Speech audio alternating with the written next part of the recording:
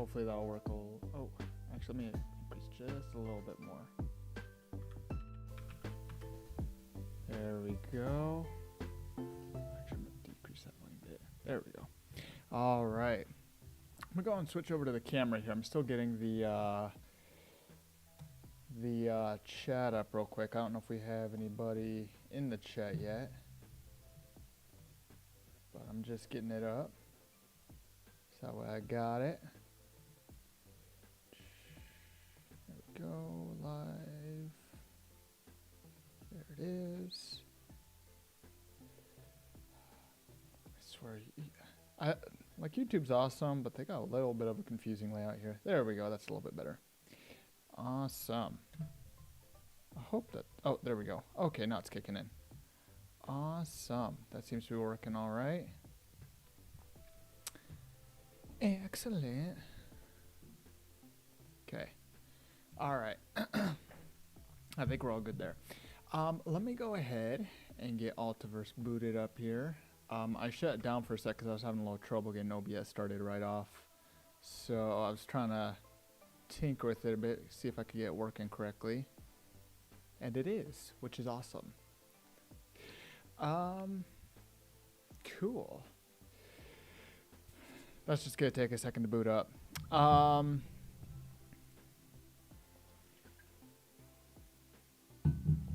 So while that's booting up, I'm happy to say I've started getting all the multiplayer stuff working together. I got the Quest 2 actually connected to my laptop. So I basically ran a server on my laptop and it works great. If you look up like chatbots and things like that, you should be able to figure that out. I can show it somewhat, but I ended up having to tinker around with this, and I actually have a lot of commented out stuff that'll need to go because it didn't end up working correctly. Also, if you're going to be doing this, I was having a bit of an issue using not streams. What the heck were they called? It's a way of doing parallel functions. I can't remember what the heck it was called. But basically, I was having a little bit of difficulty there, and I managed to get it. So yeah, event dispatchers are going to be your friends, by the way, if you're going to be doing that. If you've worked with sockets, some of the functions and stuff will actually freeze until either you've received data from a server or until you've oh, I know I'm just having a bit of a freak out on me. I'm going to restart that real quick. Or until some data is sent and then it's been confirmed it's been received. And I found that event dispatchers will actually let you run processes and functions alongside of one another. And that's kind of what I've ended up doing in order to get a lot of the multiplayer stuff working, at least for the reading of data. I'm pretty sure I'll have to do the same thing when I'm sending data to the server as well. That's still going to require quite a bit of work, I think. We're not going to focus on that today. I'm basically just going to, my thought for the server is to basically create everything as it is. At the very most, maybe I'll have a component that I attach to actors that need to replicate. And then I'll basically have it so that way when something is moved or anything like that, then it'll get sent up to the server. The server will probably have to keep its own log of where everything is at as well, so that way when another client joins, the server can send it to that new client. So I'll have to play around with that a little bit. For now, I'm mostly focused on the single player stuff, but I think I'll have the multiplayer stuff done fairly quickly once I start figuring some of this out. So yeah. Should be lots of fun.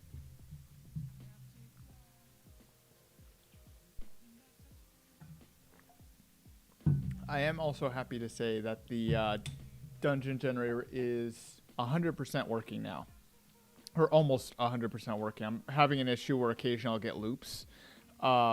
Because I ended up adding in more room types. And when I did that, a couple of the rooms actually are just like L-shaped. And so when it does those, it'll sometimes do them 3 in a row and then just go straight back into the start room and then it won't generate anything else after that. So I need to figure out a fix for that. Let me go and transition over here. Awesome. Cool. So yeah, this is just kind of the generator. I did accidentally break it too. For some reason, it's not generating the first time, so I have to reset it once. There we go. Just like that. But after I reset the first time, it works just fine. I'm not entirely sure what's happening there, but I'll fix that. It won't be a problem. See, that was a loop there too. I think that one was a loop. This one generated fine. That's the end room over there. So yeah. Oh, hold on. Start room. Is this one the start room? This one's the start room. I have to reset from the start room itself. I basically also set up... Oh, this one did not work. It was at the very least working where if a corridor ran into another room, it would block it off so it looked like it was a dead end. Apparently that one did not work. Most of them are. I'm trying to see if any of the other ones had that same issue. This one did work just fine. They're also not completely lined up correctly. I tried something different to export them that I thought would be quicker and easier. And I ended up just not lining them up correctly. So it's not perfectly lined up. Once I fix that, that should be a lot better too. Yeah, I don't know what happened with the start room over here. I know I've had them come in from the side and work just fine. I don't know if maybe that's something I need to just fix up the positioning of all the rooms for. Or what's going on there. This one do it too? Yeah, that one did it too. So it's mostly working fine. Apparently I have to figure out what's going on over there. Yeah, we got end room. Yeah, at the very least, we're not ending up with any like just exits out into the void. And I actually do have some ideas for some of these plugs as well. I actually want to use them as teleportation points. Also that too, where it regenerated. I did set it up so that way it will reset if it does not fully regenerate after, or if it does not fully generate after a second. Which should also help out a bit when it does loop for now. See, that one do? Yeah, this one's not doing it either. So it looks like it's just an issue with the start room. I'm not entirely sure why.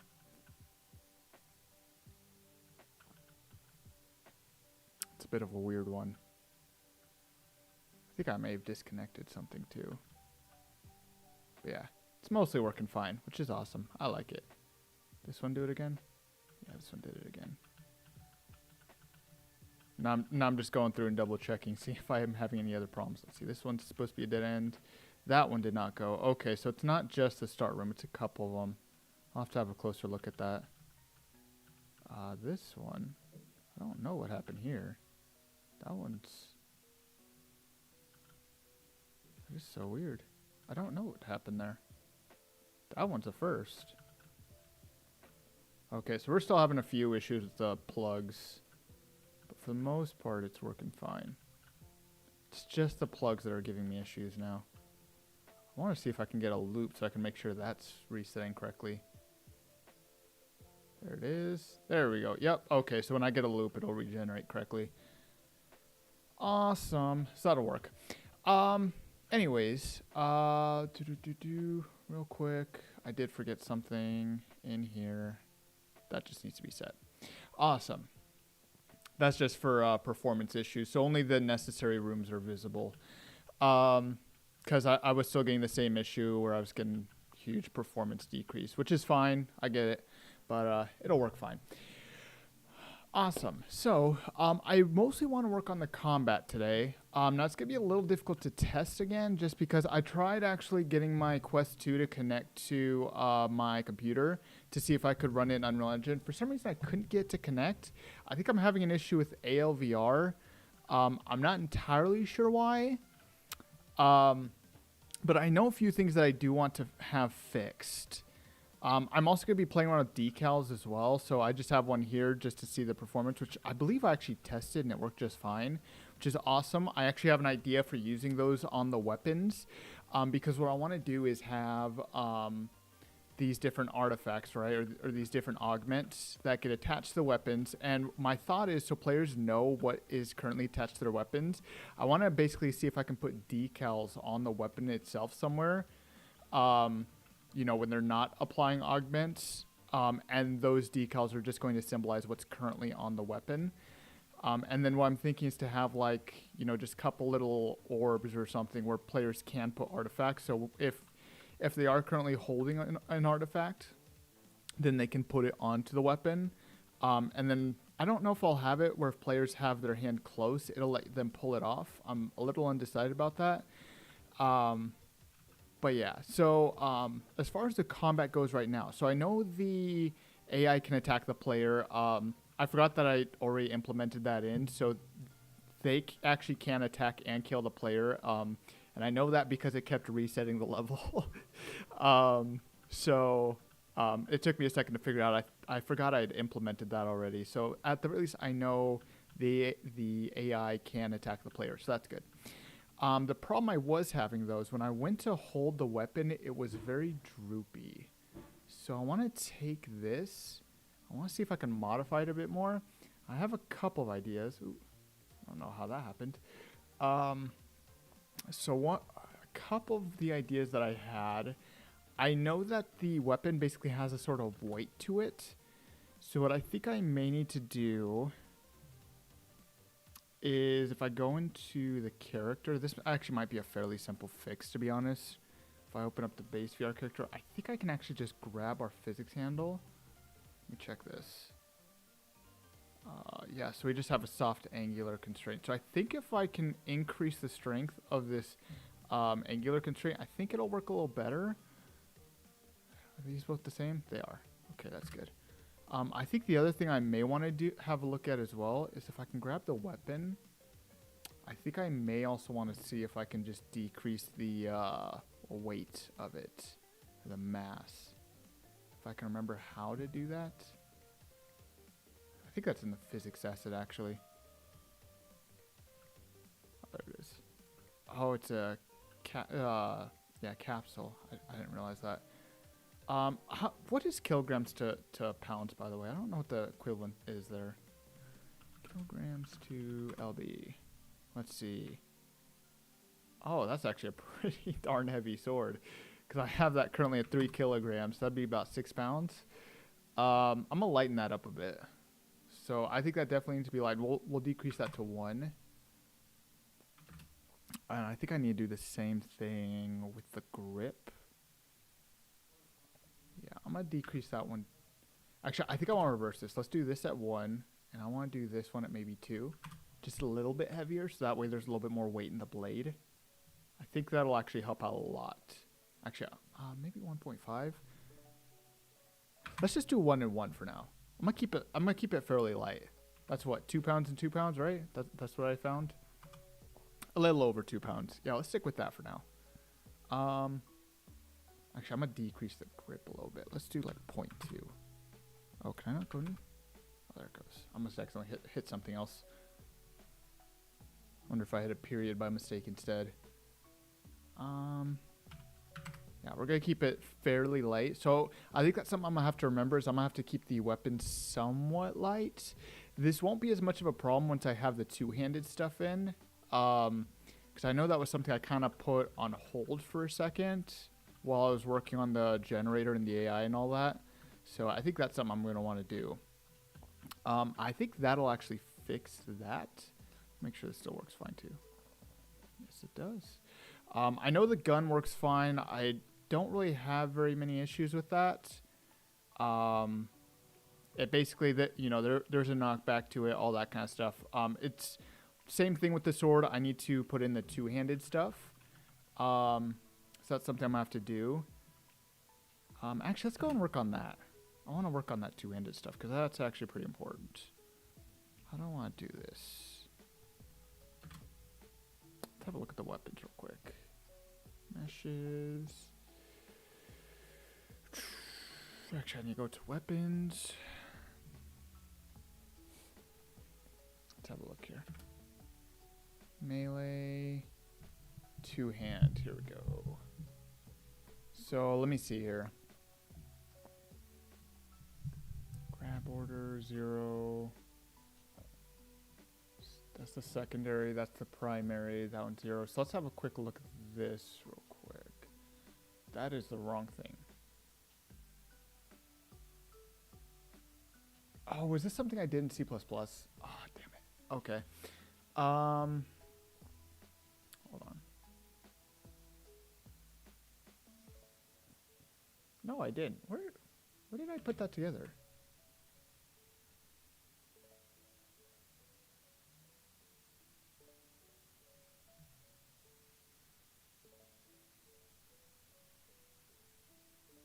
Wait, is that based off the wrong weapon? It is. Hold on. Did I open the wrong one?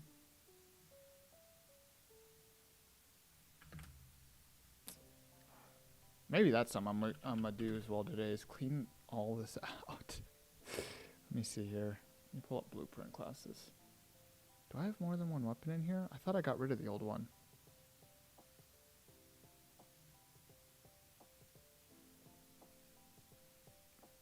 No, I only have the one. What did I do? What is going on here? See, that's the correct weapon, right? That's that one. Melee, one hand. Wait, is it using the wrong grab component? I don't think so, right? I could have sworn I changed this. Let me see this real quick. Hold on.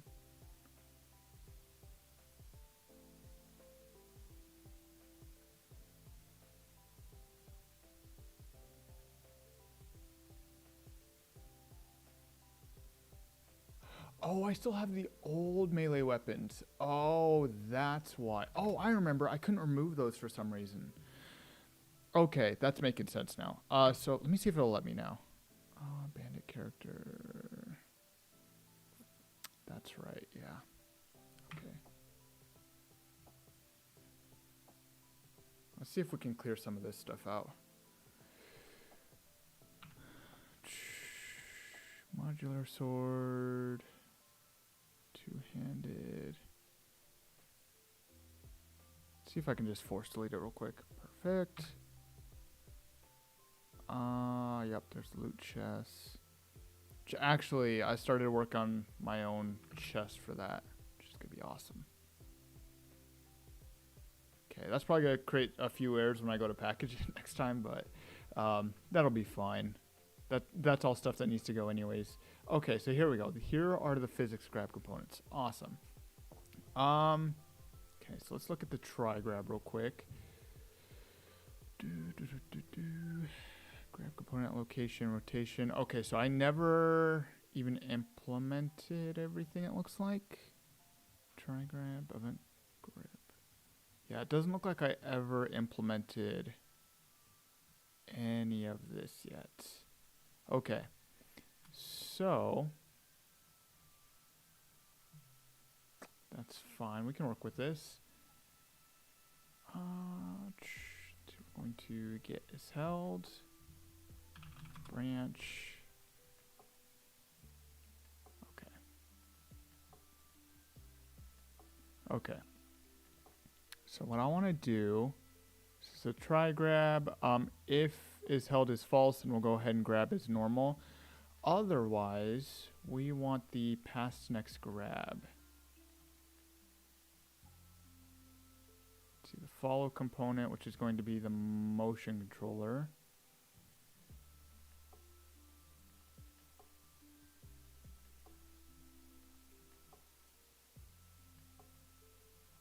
Hold on. Actually, I think I can simplify this down. Hold on.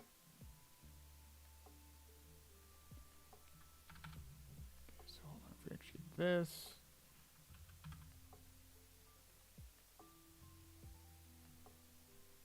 For each.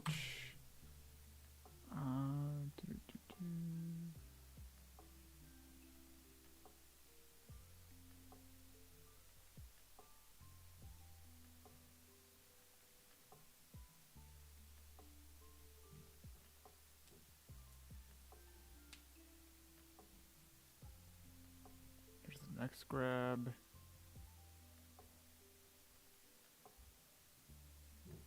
Let's see. Get priority, which if this is greater than the priority on this one, branch. check to see if this is valid.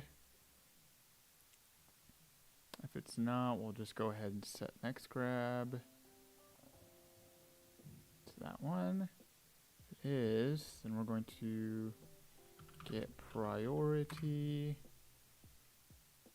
Check to see if this is greater than this priority. Run that to another branch. And if that's true, then we're just going to set next grab to that. Perfect. And then at the end, we'll just check to see if it's valid.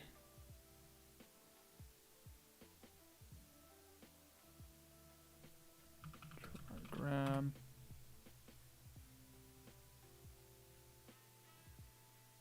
Actually, I'm going to change this around a little bit. We'll do that. We're going to remove that follow component.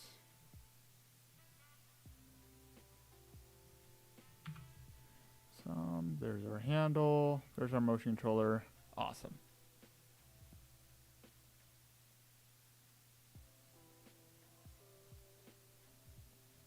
Cool.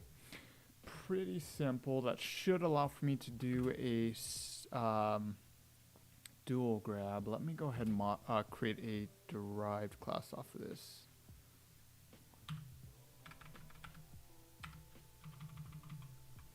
Two hand. Let me go and rename these a little bit real quick. Melee, one hand.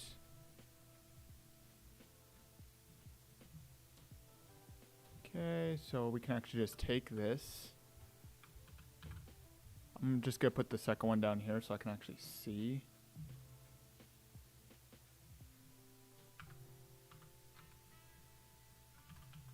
Secondary.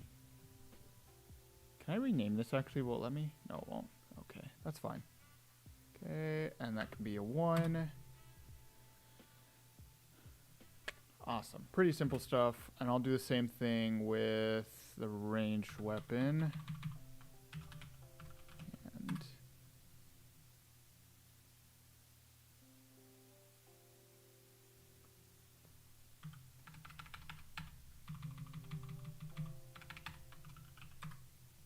there's a 2-hand.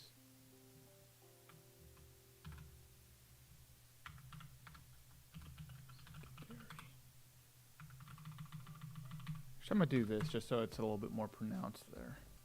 I can see exactly what it is that I'm looking for, and I'll do the same thing over here.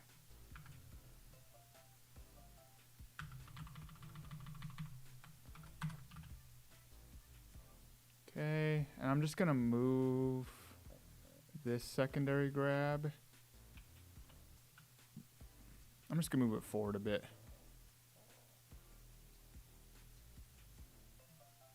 Cool. That should work pretty nicely. Okay, yep. Let's fix these errors real quick. Let's go and remove that. Actually, I think I'm going to remove the bandit character altogether. I think that's actually kind of an old one. Yeah, let's go and do a little bit of cleanup real quick. AI. Did I move it over here? Yeah, here it is. I don't think I'm using anything in there anymore.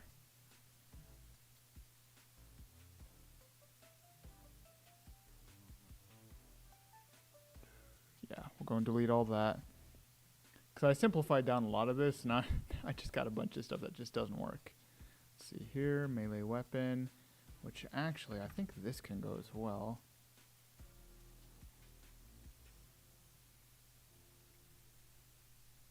Oh, wait, these were the damage types. Oh, okay. There's no way for me to just navigate to it, is there? Hold on. Oh, there we go. Perfect. So actually, those can both go, because we're changing the way that's working.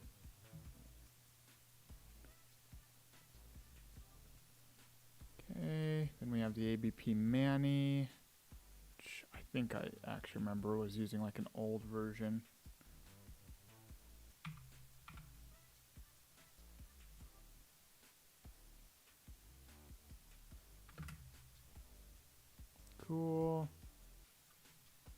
Let me make sure the attack still works too. Yep, works perfectly. I need to prevent them from attacking each other too. I think that's something else I gotta fix real quick. I forgot that was the thing. Wait, did that one just attack itself? Hold on.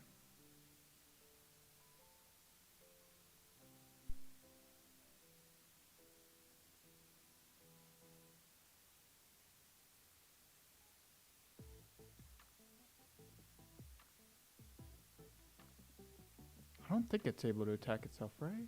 Okay. I don't know what happened there. Let's do this. I'm actually gonna add this is the old metahuman folder. What folder am I in? I think this needs to go as well. Am I not looking at metahuman stuff? I think I'm just looking at everything. Alright, weapon. So if we open this up, let's do this. We'll use tags. I think this will make sense. Ooh. Oh, Unreal, come back to me. So I guess I don't need anything here. So I think I can actually set default tags. Maybe I'm wrong. Advanced gameplay. Yeah, these were the gameplay tags, packaging, asset manager. Maybe I was wrong. Okay. So yeah, we'll use tags for this. So in the weapon, I'll call it team tag.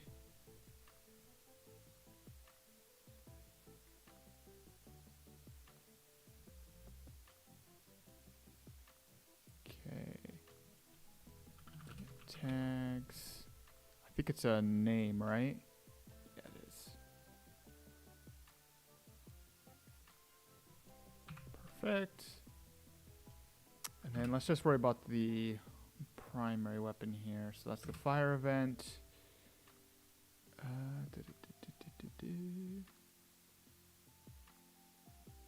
Hold on. I'm trying to remember how I had done this.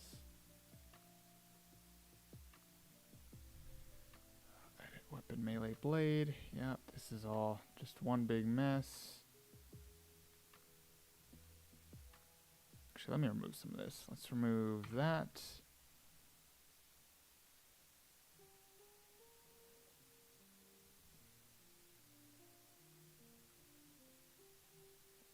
This is all good.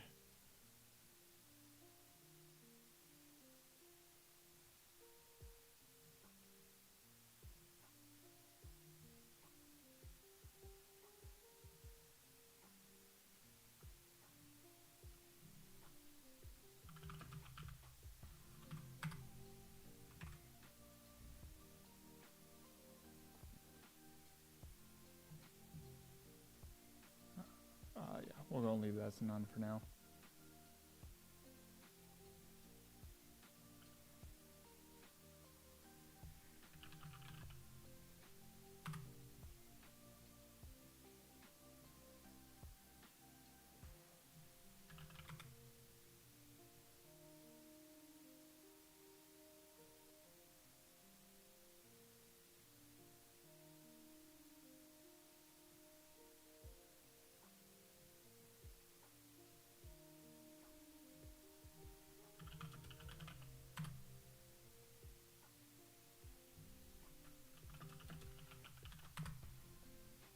I need to do that, don't I? Oh. Oh, I forgot I could do that. Let's just do this. I'm just gonna convert it to pure cast.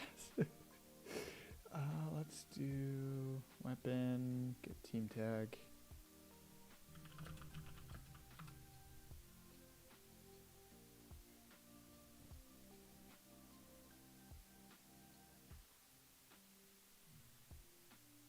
Okay, and I think I can actually do the same thing on the bullet as well. Well, it's not really as important. Actually, you know what? Let's leave it alone for a second. Let me just go ahead and add this in. I at the very least want to make sure that the AI aren't going to kill themselves. Let's do this. I wanted to click on you. There. Tag, add one. We're just going to call this enemy.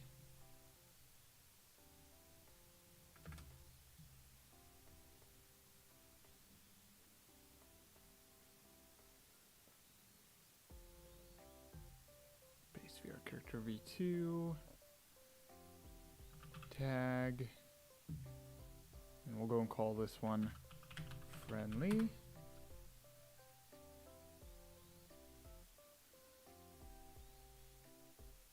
Okay, so if we go into here, where is the begin play? Actually, why do I still have this? I don't need this. That can go. That stays. That stays. That can stay. There we go.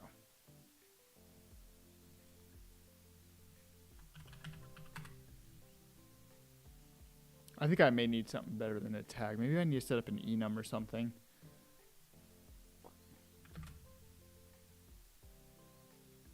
And just to be safe, make sure everything works all right. That graph.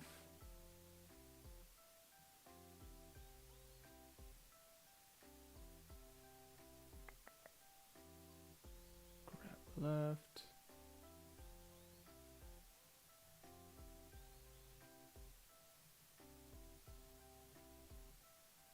So I think grab left is what it is I'm grabbing.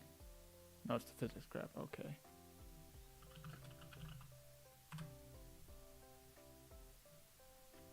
Let's do weapon.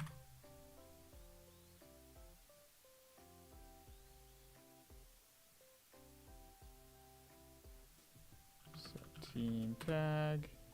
So this is on release, so we just want to make sure that gets set back to null. Go and copy this and bring this down as well.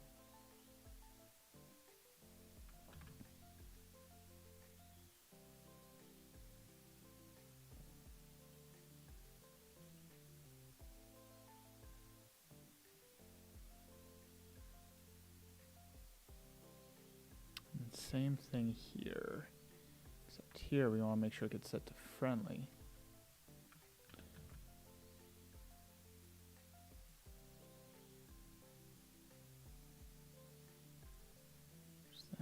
That, friendly.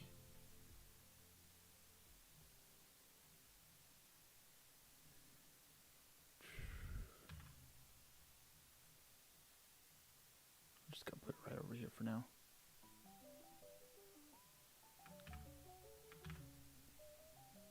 Yeah, I think I might want to use like an enum or something. I think it might just be a little easier if I'm honest.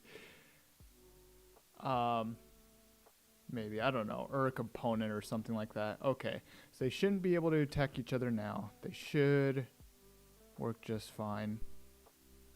Find out right now. Nope, they are still attacking each other. Okay, access none, branch blade hit.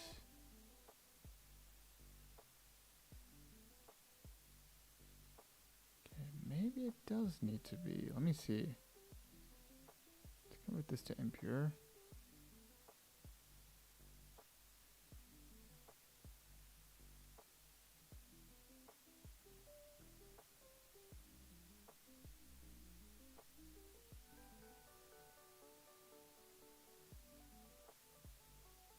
Let's see if doing a pure cast happens to work.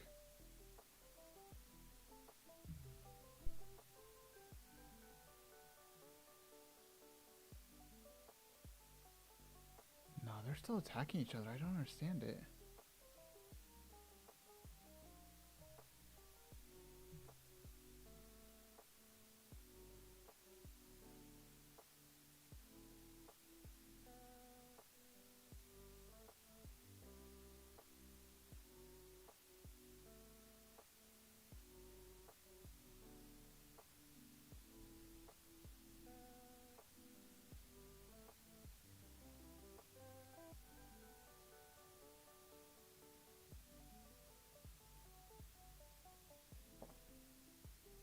Oh, I see. Okay. That makes sense. So it's actually not getting this valid, I think. I think it's actually this little pawn here that's saying is invalid. I'm trying to figure out why it's not working. Let me drop this out real quick. Let's have a look at how this is working real quick. Simulate, pause. Let me grab this one. Let me see if I can click on it. Yeah, that one is the base 0. Okay.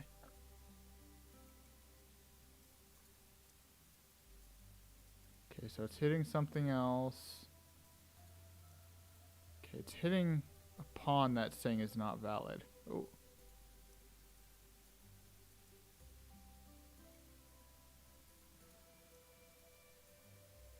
What pawn is it hitting?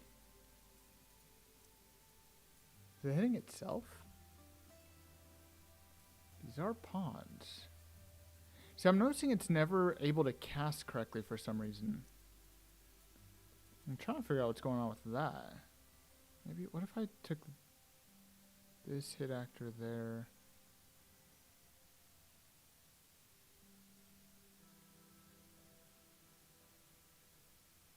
Let me see if this might work a little better.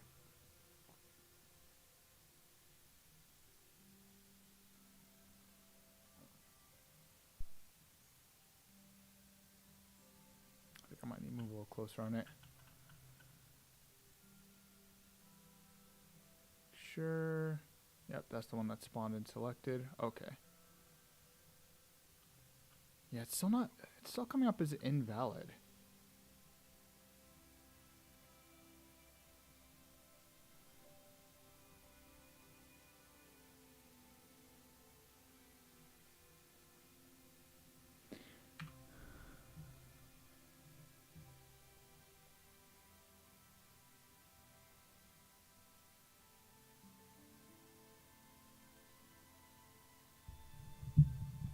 That is so weird. I don't know why it's coming up as invalid like that.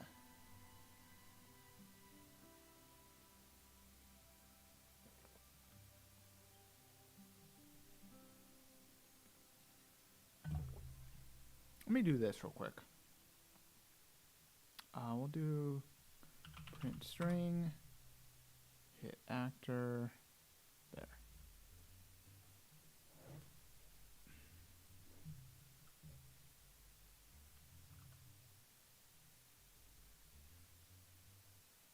Okay, so it's hitting something called cube 2, which I think is actually the floor. No, maybe it's not.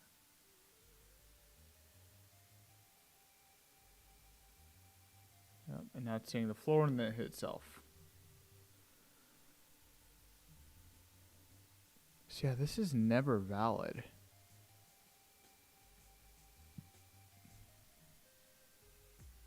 If I just pass this through real quick. Let me see if this happens to change anything. And then I can pass this through here.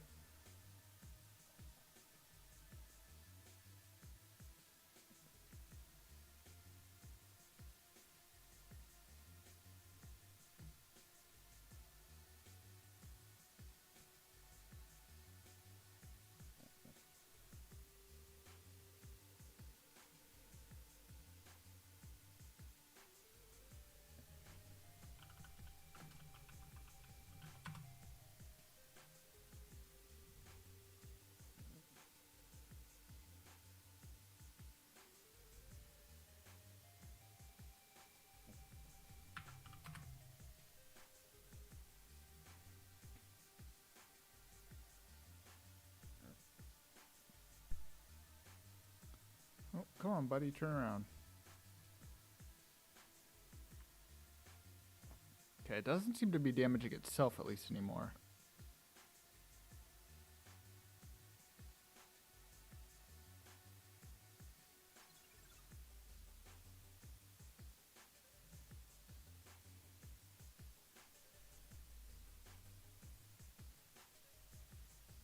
Let me see real quick. Oh, nope, they're still doing damage to each other.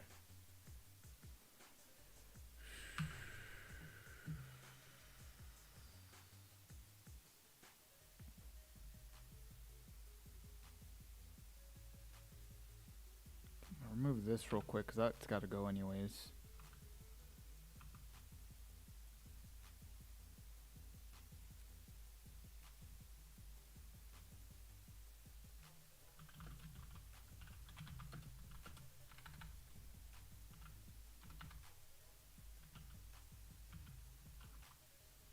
Oh, I'm on the wrong thing. Component by class.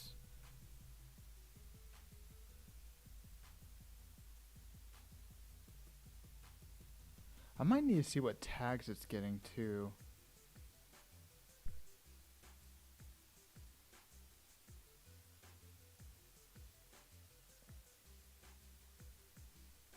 See, it's still hitting that, and I don't understand why.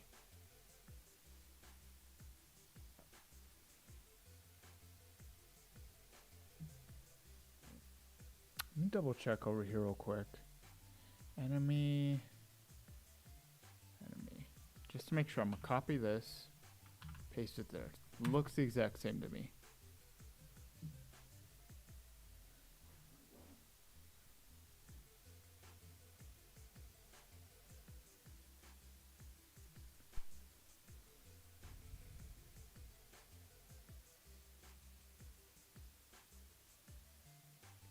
Yeah, I don't understand it. Hold on, let me check their tags. Are their tags maybe not the same?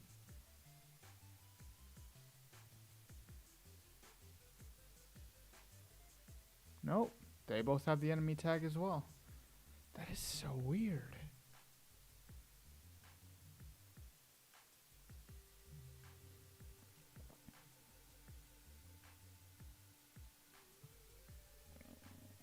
Let me do this.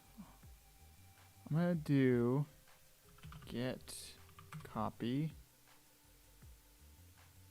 Over here, let me grab a reroute node. I want to see exactly what it is that's hitting. It's going to look a little messy for a second. Do an append. Okay, so let's grab the display name of what we're hitting. Get the first tag.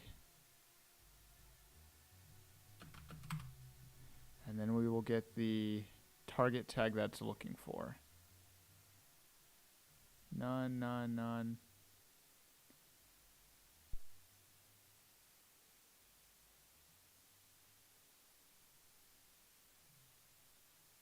What the heck?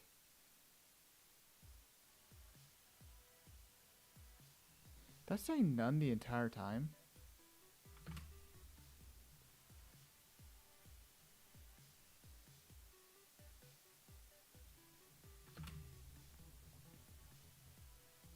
I'm opening the wrong thing. I wanted this. Base. What's it called? AI AI underscore v2.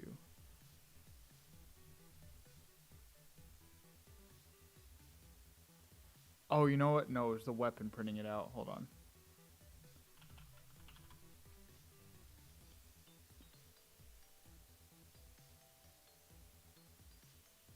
Hold on, let me double check something real quick. Oh, wait. Hold on. There's something wrong there. No, no. Wait. Hold on. This one is cube 2, isn't it? This is the one that keeps giving me problems. Okay, I'm just gonna do this real quick. Let's be gone, please. I need you to be gone for a sec. I need to see exactly what's happening. Okay, so yes, it does have the enemy tag, it seems. And it's hitting the floor. Pause. Hold on. Let's...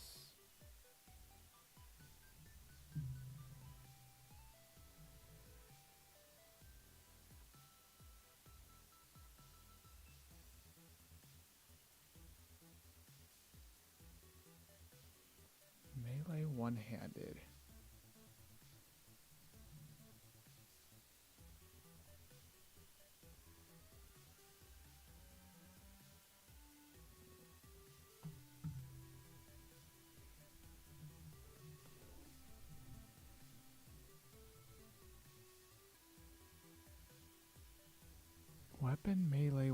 and base 1. Okay, hold on. Wait, are they hitting each other? The weapons?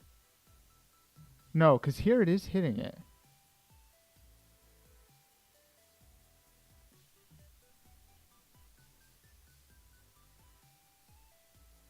Let me see this. Let's move this real quick. Stop that. I want to see what it's getting when it's actually applying the damage.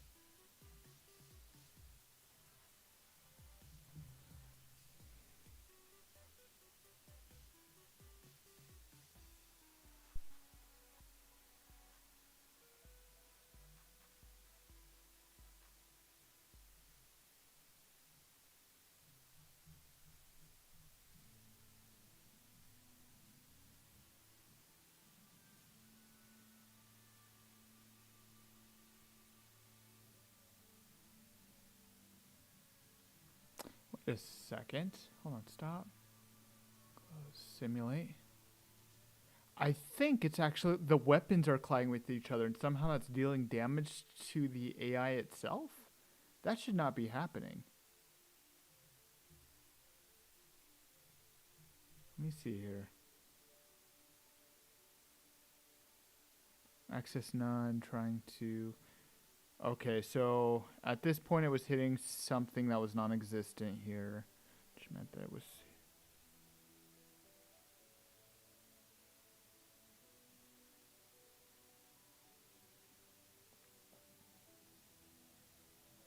What is happening? I am so confused right now. Hold on. Let me do this. Let's make sure before we do anything that this is valid.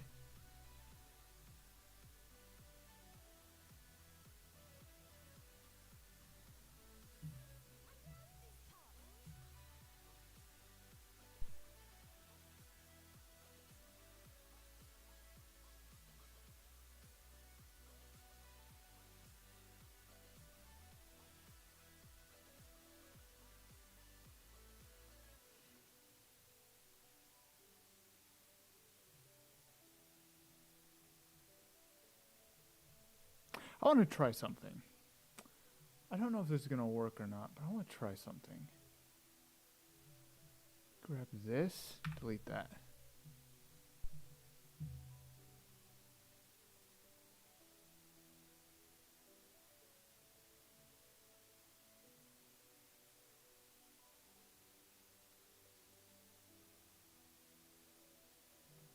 Are they both here? Hold on. No.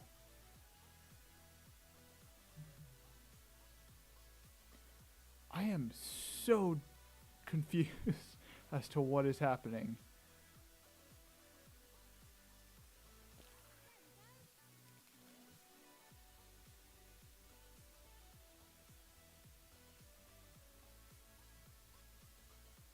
Are they losing their tags when they spawn in?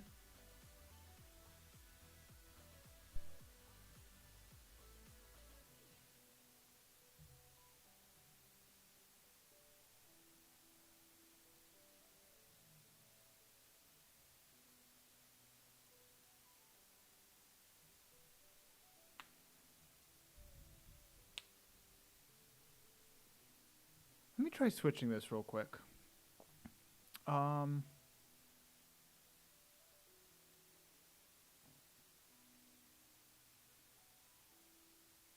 actually, contains find item.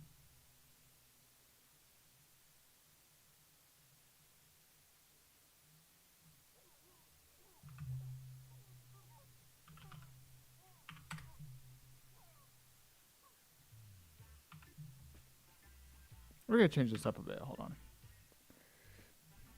For each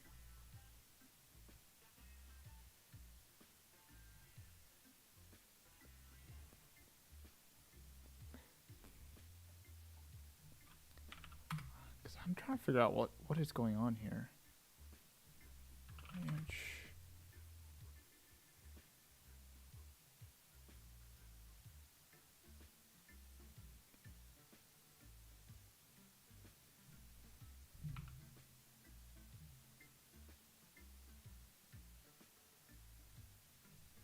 we're going to return. Otherwise, we're going to apply the damage. Let's see if this happens to change anything. Because I'm just so confused as to what's happening. It shouldn't be running that if they're the same there.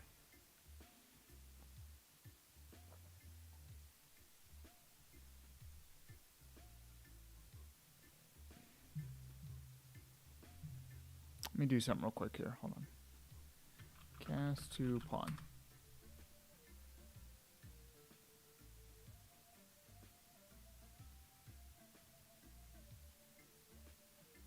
Wait.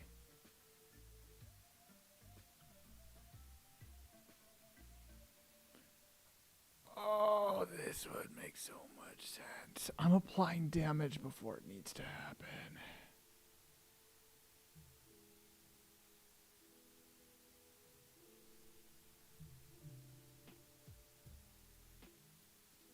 I'm so stupid. Oh, I can't believe. There it is. That's why it wasn't working this whole time. I need to make sure that they don't overlap too. I think that's a problem as well.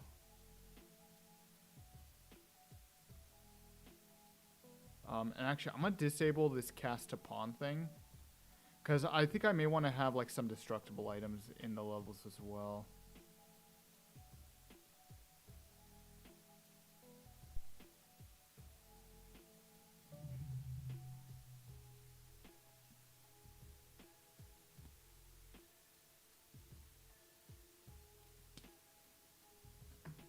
There we go. I'm so stupid. I can't believe I've been doing that this whole time. I was trying to figure out what's going on. It's right in front of me. Oh, there we go. That can go. Let's clean all this up again. This can all go. That can go. This over here. That there. That can go. I might actually be able to go back to that contained thing I was using before. Contains, item, team tag, branch.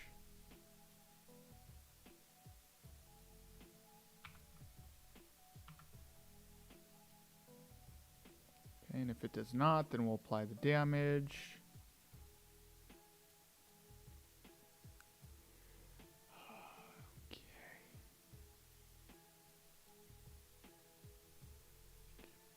Class, physical animation is valid.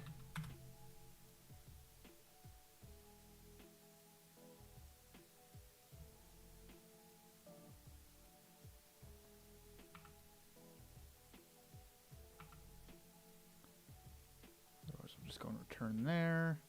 Just simplify it down a bit.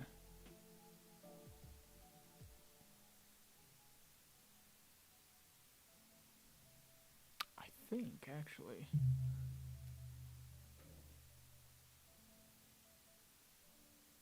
it just occurred to me, this is supposed to be public here, I think.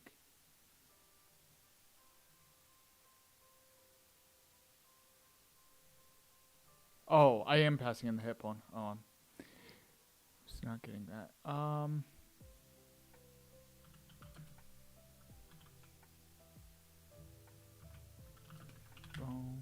Actually, I think it's get nearest socket.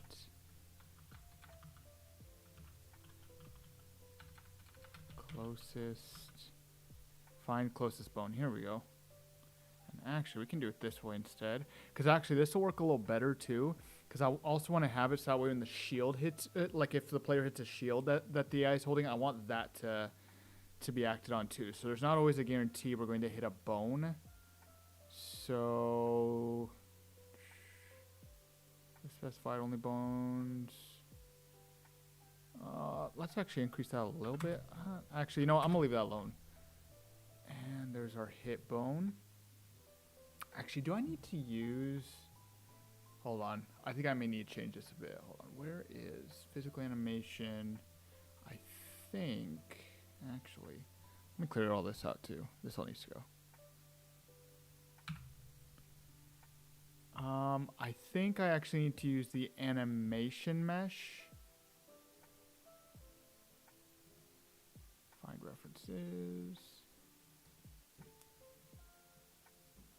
Is this the one that I'm setting?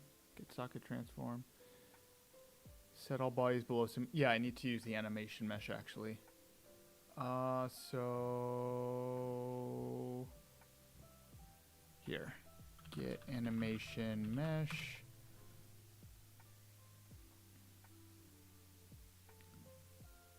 Because I think that's the one. Yeah, I'm using the animation mesh. Cool.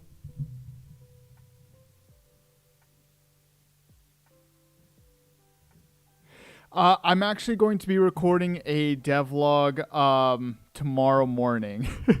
I'll be recording it tomorrow morning. I actually have a couple videos that I have to put together and publish. I know it's been a little while since I've done them. I've had to do a lot of revising, and so I've kept every time I went to do a. Every time I went to record one, I was like, God dang it, this isn't gonna work. I gotta change this, and this, and so I haven't actually made one in a little while. So I am going to be recording one tomorrow.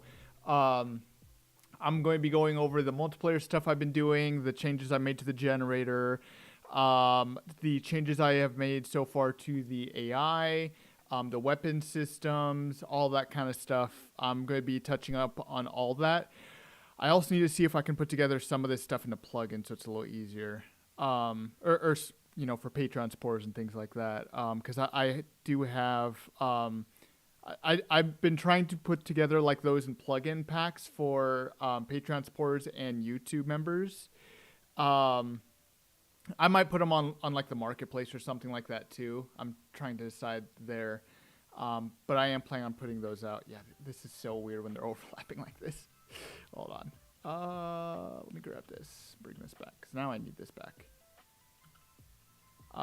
But yes, to answer your question, I am going to be recording one tomorrow. I expect for it to be out next week.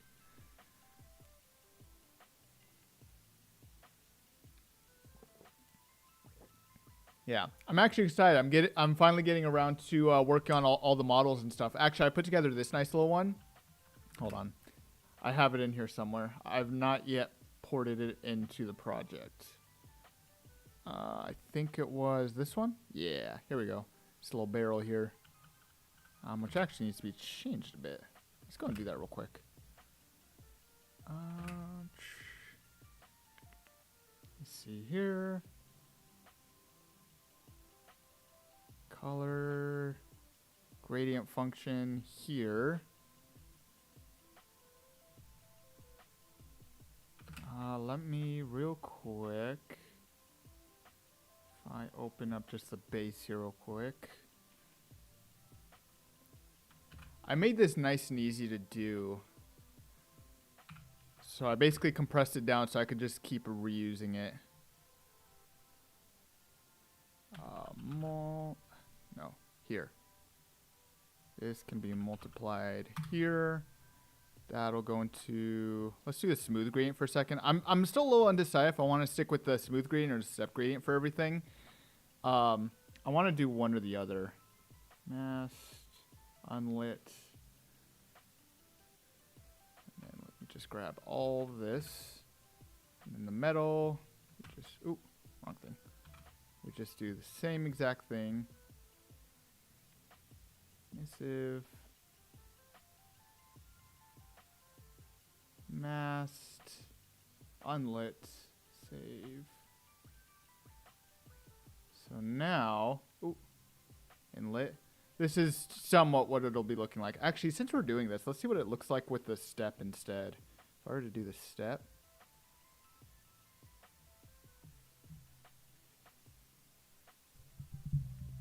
Hello, Knight. How you doing?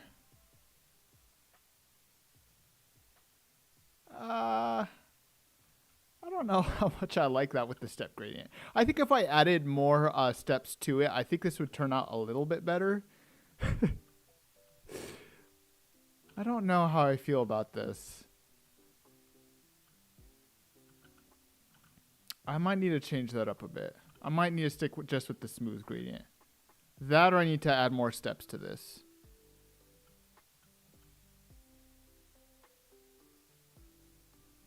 I feel like the smooth looks just a lot better.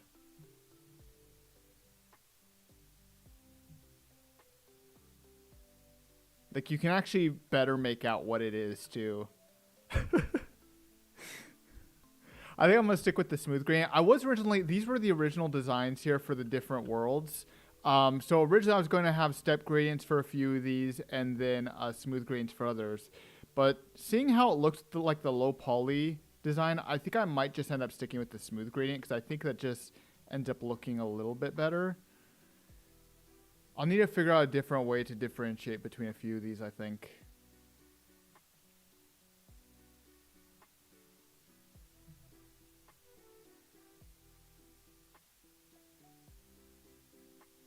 Let me actually see. Since we're doing this, let's have a look at these. I think I'm using the directional on all of them right now.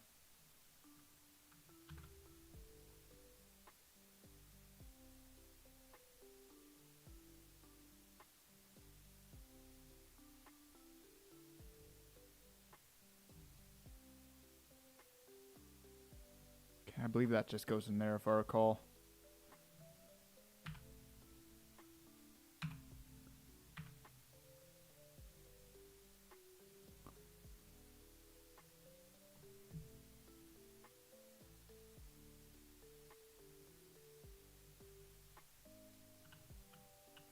Yeah, it does look a lot smoother like that. I feel like it looks a bit better.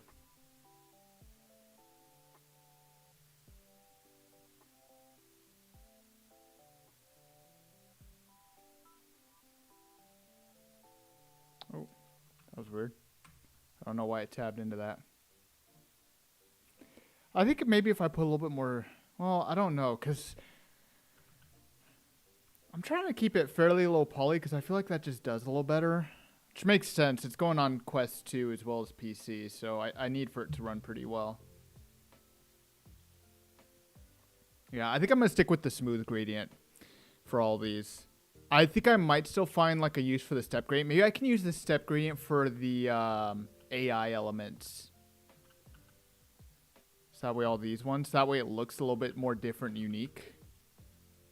Because I think you'll notice it a lot more on those ones.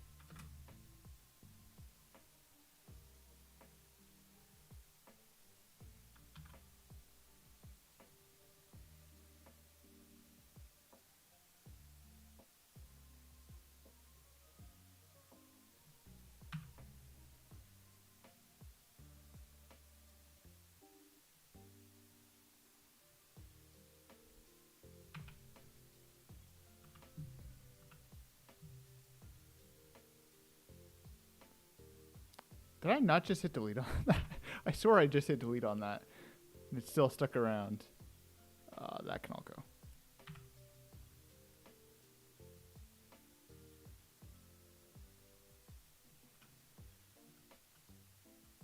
I think I may want to remove the reflection from this one.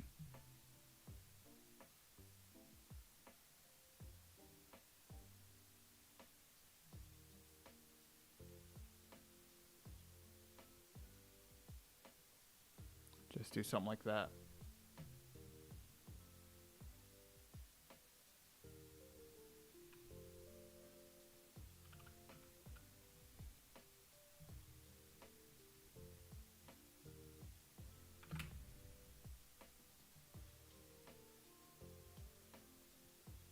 I think I'm just going to end up sticking with the directional light, to be honest. I did really want to do point lights, but I just feel like it's not as great, to be honest. If anything, I think I'll use the point lights just for the level itself. Because I think that would make the most sense. I don't know that I love it on the on these.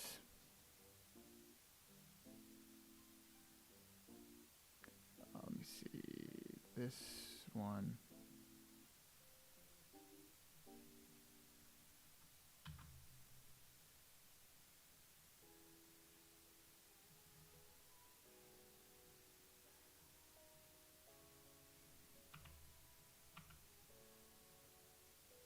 And actually, this one, I think I may want to add like just a little tint of red. see, or maybe like a orangey red, somewhere around there.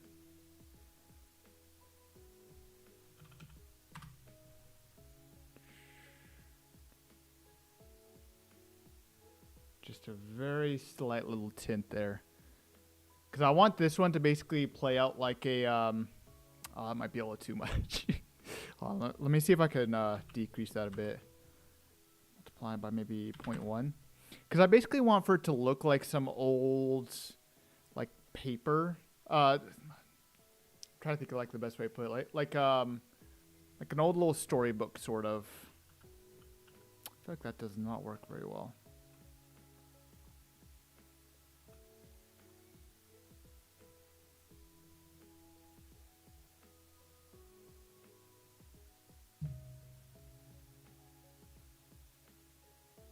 I'll leave that one alone. Maybe I need to come back to that because I want it. I like the idea of maybe like a fire on like old worn paper.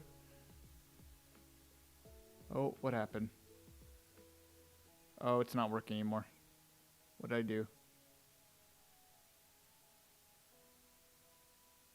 Multiply. Oh wait, it's multiplying by this. Oh wait, that's why. That's wrong. Hold on. That could very well be why this wasn't working. Smooth gradient might need to go down there. That goes into there. Let me see if that works a little better. I think I had that screwed up a bit. Oh yeah, that looks a lot better. I want to see if I can maybe even figure out how to have like a sort of like pulsing light effect on that one. Because I feel like that would be really cool. I also want to see if I can have like small little effects for some of these other ones too. I feel like it looks a little bit more bronze though. I don't know if I love that. Let me come back to that one. And here's the modern one. So we just take this. There's our smooth. There's the reflection light.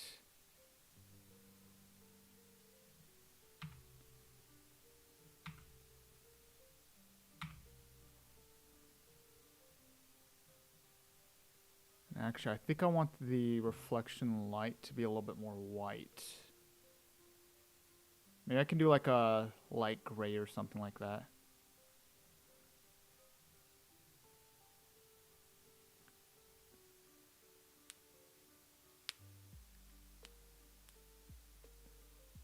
Yeah, sort of like Spider-Verse logic. Yeah, that's kind of what I was going for because it kind of occurred to me I need a better way for players to be able to tell like the differences between the worlds. And so I actually went to watch the new Spider-Verse. Really good, by the way. I love that movie. I'm excited for the next one.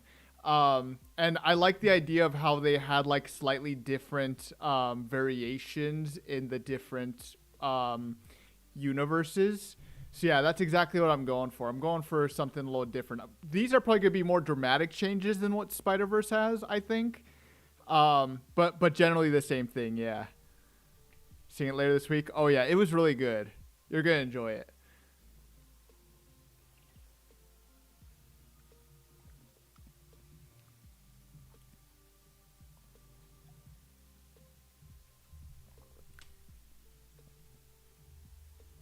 Yeah, so that's kind of what I'm going for with here. So just slightly different variations. So the idea is all these are in slightly different time periods. So this one's supposed to be a little bit more futuristic, sort of. The overall story for this world is that it's futuristic, sort of.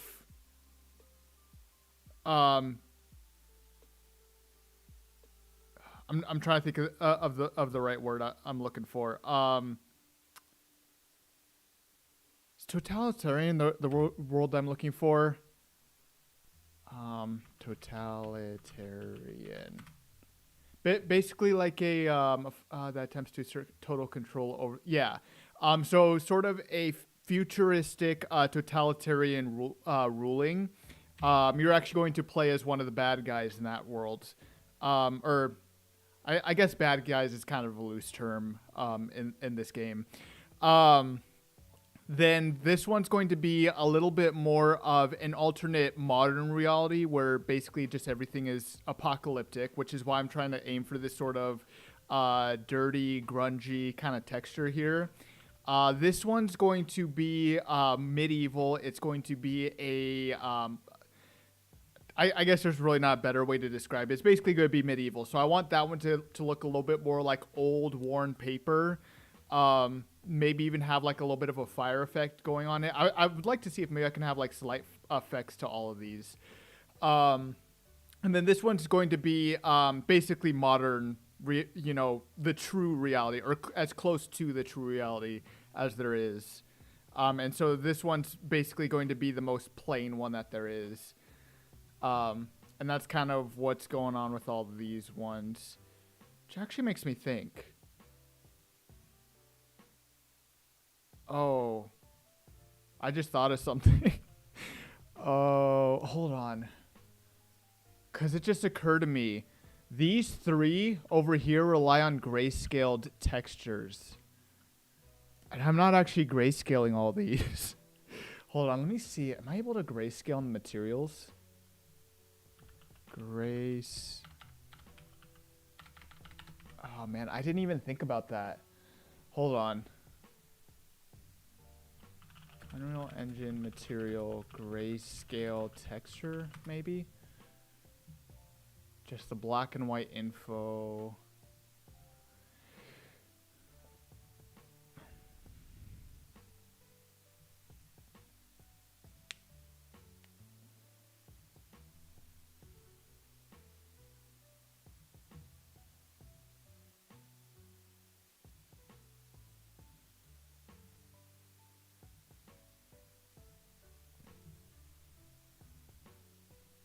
I didn't even think about this.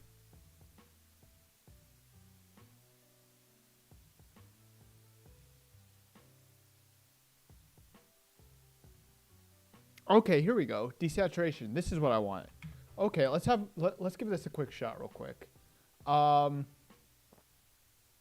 don't want to do this.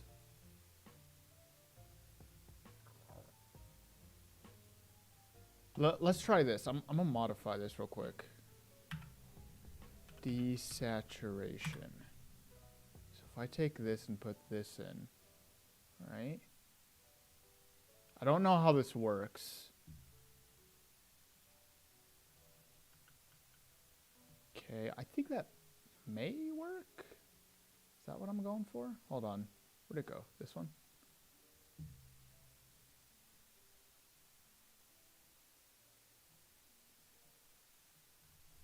Constant. Okay, so 0 it looks like would be basically the complete original. So if I did 1, it looks like that would be complete white. Would I need to be like somewhere in the middle?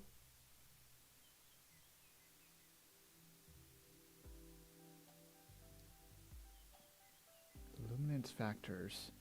I wonder if I need to figure out how to export the materials in Blender to actual textures instead of solid colors like this. Luminance factors.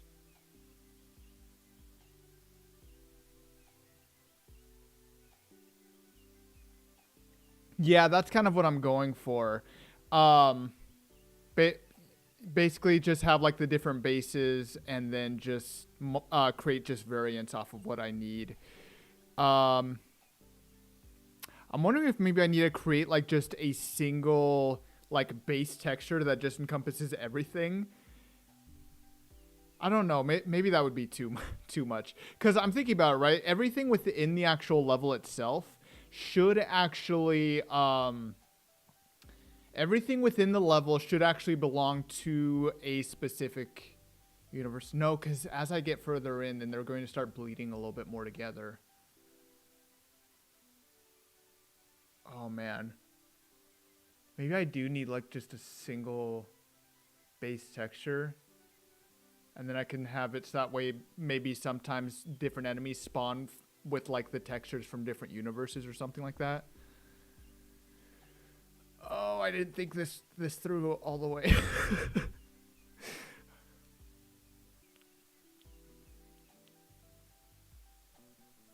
Yeah. Oh wait, you know what? No, this will still work. 'Cause if I use a dynamic, if I use dynamic materials, I can just choose one of the 4 different verses, at random, and then all I need to do is supply with some kind of texture for the model.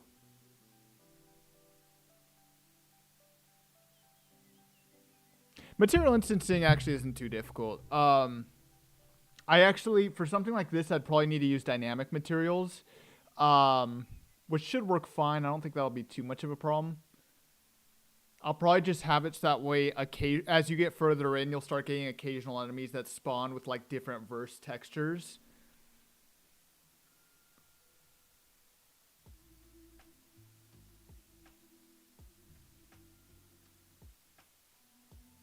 I need to figure out how to do this sort of grayscale first, though. Because it seems like if I set this to, like, what did I have it at originally? 1? Seems like if I set it to 1, it basically just goes to, like, complete white or something like that. Let me see something here. Vector, parameter. Because this is just solid black. If I just passed in black.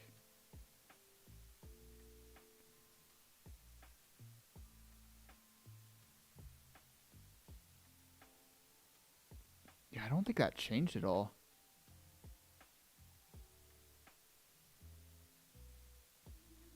Yeah, this isn't changing at all. Oh, that's a problem.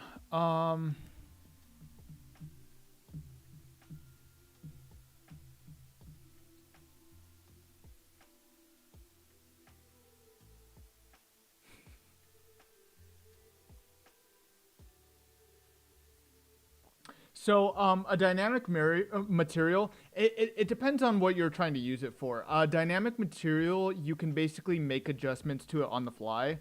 The only thing you need to know is you need to know what the names of the different parameters you're changing. So, like in this case, param_1, param, light color, light source position. It allows for you to change these different values during runtime. So, like for example, right, I use this light source position. And this is actually what creates like the sort of shaded effect that you see here. So if I wanted to, I could take this light source position and I could change it to like the position of an actual light within the world using a dynamic material. And then it would basically look as though it's actually coming from that specific light. And that's something I think I may want to do, what's the game? Wind Waker style. If you ever look at Wind Waker, it actually changes the direction of the light based off of what light source you're closest to.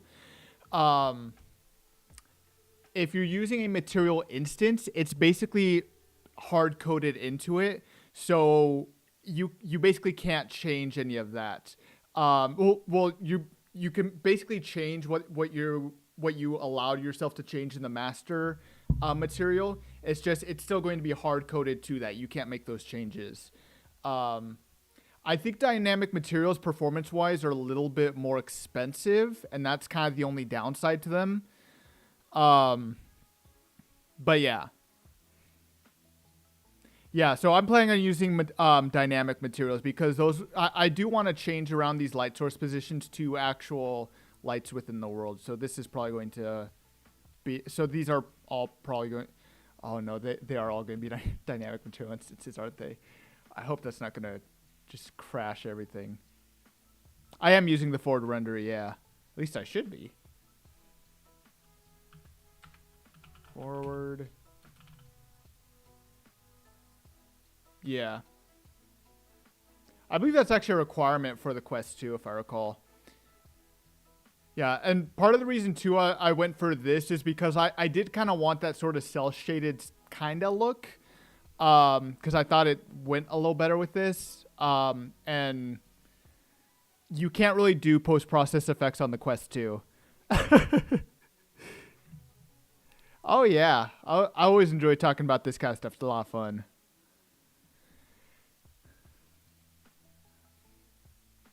Okay. So I still need to figure out some way to grayscale these textures. I wonder if I can grayscale them like in blueprints. There has to be a way to do it. It's quite possible. White and black, aka grayscale information, because there's so much data. Color operates in GPU as 4-axis vector, calling red, green, blue, alpha.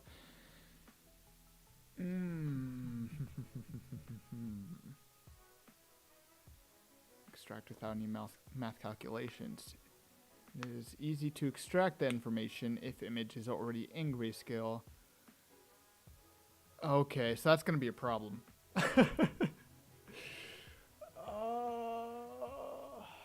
Hold on.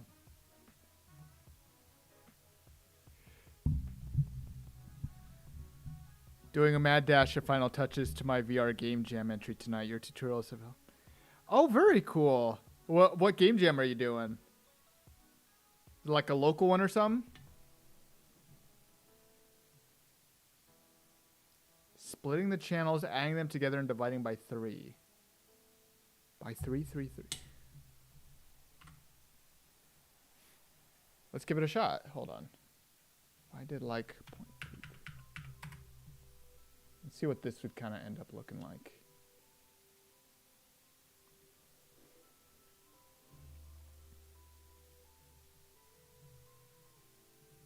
Actually, let's see this, because, yeah, no. See, I can do, I don't. The one Valum is running. Oh, Valum. Okay, gotcha. Mask. Okay, hold on. I'm gonna try your idea of doing the different channels. Hold on. Actually, I only really need RG and V. I don't need alpha. I'm not using alpha on any of them. Hold on. This one's red, and this one will be B. Let's see here. Let me connect all these up. Okay, hold on. You had said splitting the channels, adding them together.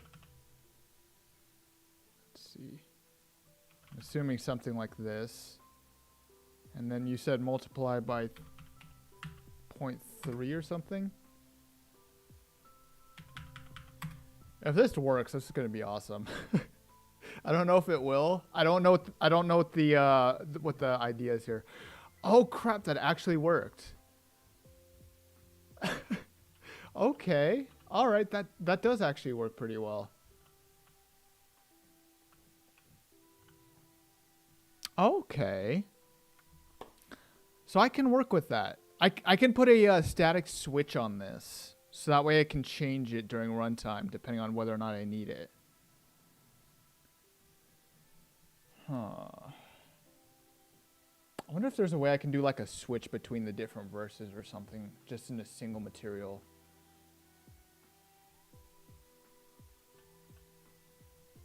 That's really cool though. RGB are separate value channels. By extracting, they're each in a 0 to 1 scale, and adding and dividing, you're averaging the values. Interesting. I did not know that. I'm not as experienced with materials, so these are all very new things to me. Materials have always kind of confused me. I'll be honest. I'm getting better at it though. Okay, so this might work. Actually, I'm looking at this too. It occurred to me everything is solid color, so I might just be able to use just a straight gray texture and then just color over it for some of these.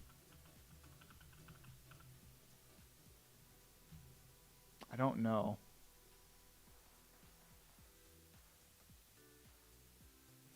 Let me see something real quick. Hold on. I want to have a quick look at something. Spider-Man, Spider-Verse. I just need like some shots here, because yeah, they're like different styles, but like they still have some color to them, and that's kind of the only thing I'm worried about, is I'm going to basically remove all the color, right?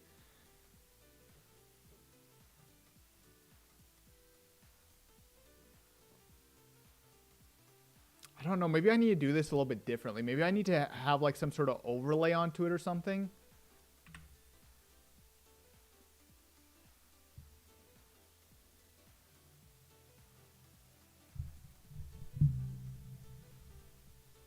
Because that's kind of my only concern is I'm going to be removing a lot of the color here, and it's going to become like all a very constant static, like just mess together. I wonder if I need to figure out something else.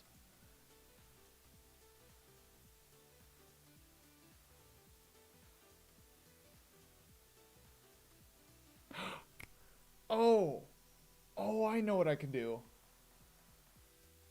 Oh, is this gonna become a mess? Yes, it is.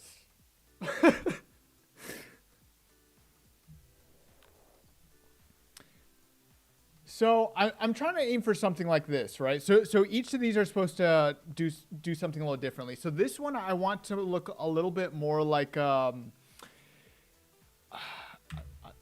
I'm kind of lost on like hold on, let me see, medieval book, or no, I even know something that might even work a little better. Oh, actually, this kind of works. Where it's kind of like this, where it's kind of like this old sort of. This is kind of what I want to go for like the medieval one, where it's this. Everything looks a little bit sort of worn. Actually, I wonder Shrek intro book. Like this, I think kind of gets like a similar idea, right? Something like this, where it's kind of like a little bit yellowed. It's a little bit worn. You know what though? I'm looking at this. Maybe what I need to do is kind of remove the shading effect for this world. Basically, have no shading on this one. I think that might be something I have to do. Maybe I need to basically have no shading and add just a little yellowish tinge to that. Let me see how that ends up looking.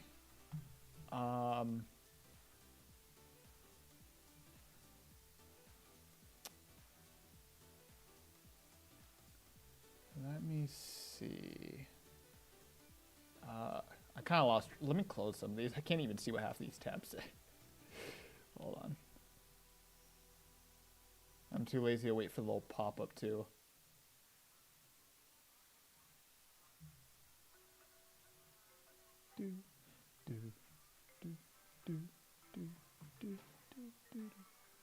Okay, so here's the medieval one. So if we just had, let's see here. No, nothing there. Let me do this. I'm just going to multiply by just a solid white color for now. That's the wrong thing. Vector parameter.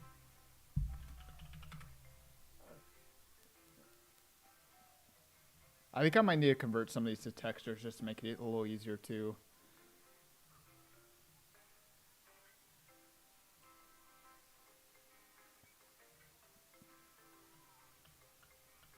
So if I did something like this, I think I may want to remove that noise effect. I don't know if that worked out quite as well as I wanted it to. So we can pass through that.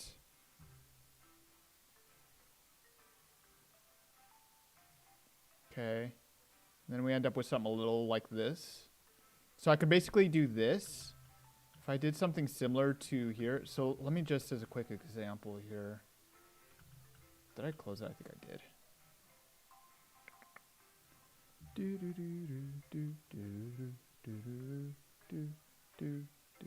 I'm gonna remove all this, or remove this, that.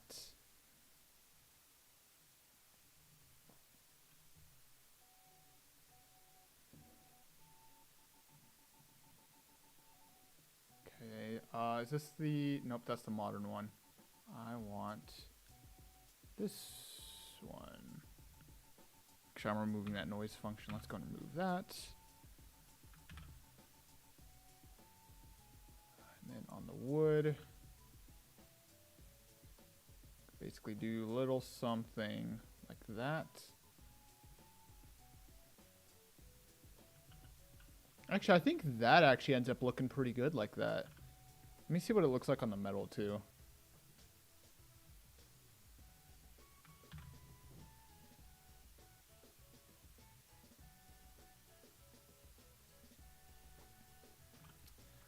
Yeah, so it looks a little bit, and actually too, you can, I like the way that the Fresnel function kind of works on that too. So if I kind of remove that, just an example a little bit. Yeah, that's definitely not gonna work. I think so long as I have that little Fresnel function, because that's the other thing too. I need to make sure that I have something that kind of makes sure that you can see the depth in there, because I can't do just a solid color, otherwise it just doesn't work right. So I actually kind of like that. It does. I think that this will work a little bit better. If I just do more solid color, I leave the Fresnel function in there. I think that would work well for the medieval one. Yeah.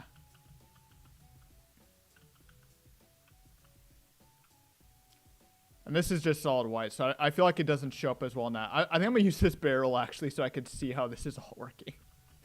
Hold on. Let me do this real quick. Hold on. I'm going to create a few different variants here. Duplicate. Duplicate. Duplicate. Oop. Because I think what I really needed is I needed like an actual object with some sort of coloring in it to test this on.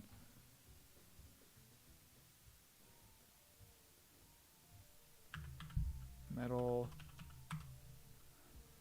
Okay, so we'll stick with these ones for the medieval one. All right, cool. So I like that. That looks good, I think. So we'll stick with that for the medieval one. I like that a lot better. Oh yeah, it's looking a lot better. I needed to spend a lot more time trying to figure out how I wanted to change these. All right.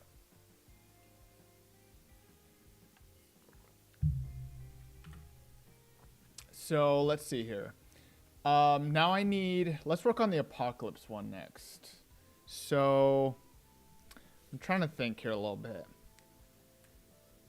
Because I'm thinking sort of like Walking Dead intro sort of thing, because you know how it's got like this sort of grungy, sort of greenish texture over it.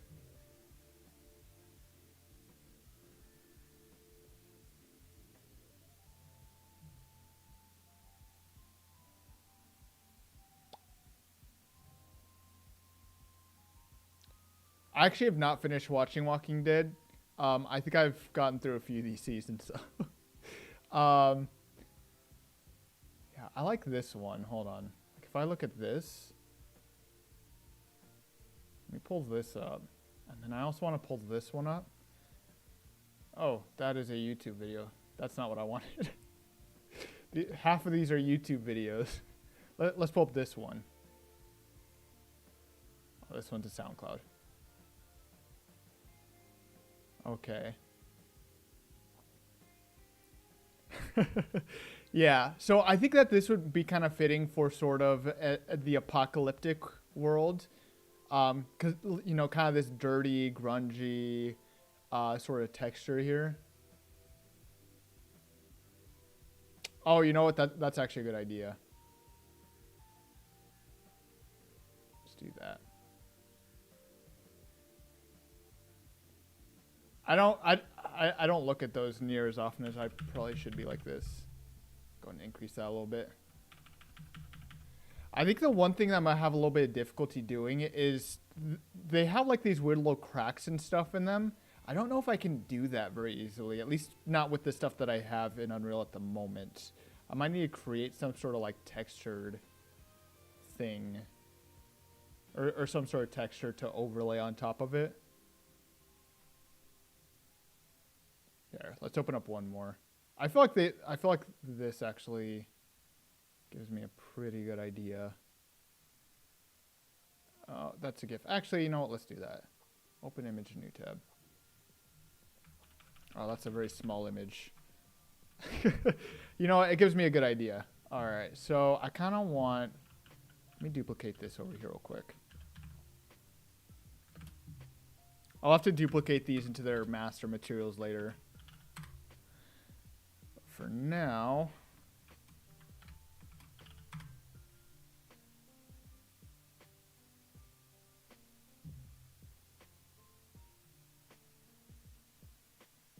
I don't understand. It just randomly opens up Visual Studio every once in a while. I don't understand. It's so weird. Let me make sure that these are tied correctly. Yeah, there's a medieval one. Perfect. All right. So if we're looking at the Apocalypse one, right? know that I necessarily need a front-facing light. I think I may want to stick with using a light source for this one.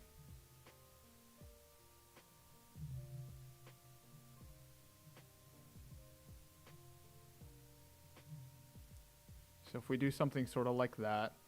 But I think what I may want to do is multiply this by some sort of color or something. Because it's kind of got this like sort of like sort of greenish, grayish kind of overlay on top of it. I am noticing too when I'm looking at it too, it looks like, at least in some of these shots, it's got sort of the same sort of Fresnel effect. Like, it's very, very, very slight, but I can kind of see it. This one you could see it a little bit more clearly, I think. You could see, like, the darkened corners there. But I think what I really want to do is I want to have some sort of, like, dirt texture over it. Actually, let me see if I have a dirt texture. Texture. Sample. Let's see here. Dirt, maybe? I don't know if I have anything quite like what I'm looking for.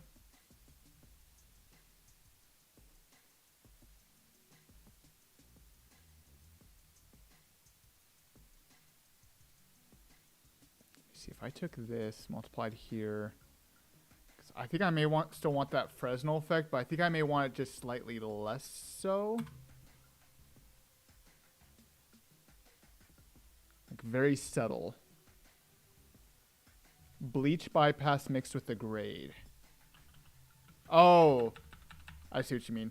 You seem to be very very good at the artistic side of this, don't you? Let me see. So let me see. Let me see this Fresnel effect real quick. I need to see what this looks like. Okay, so I need this. I think I need to just modify this power a little bit. Is it 0.1? Do I need to multiply it the other way? 0.5 maybe? Yeah. Yeah, something a little bit more like that.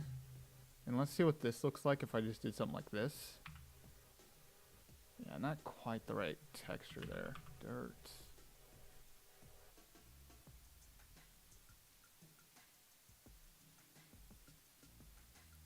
I don't know that I have like quite the right texture for this. Actually, this might work. If I did something like that. It's very slight. It's all white and black. That might work. You're a visual effects compositor? Okay. Yeah, I think this may work if I just have very slight on, like just a very slight effect on the edge. Because I think it needs to be a lot more subtle than what you get in the medieval one. Oh no, I don't think that's quite getting what I want.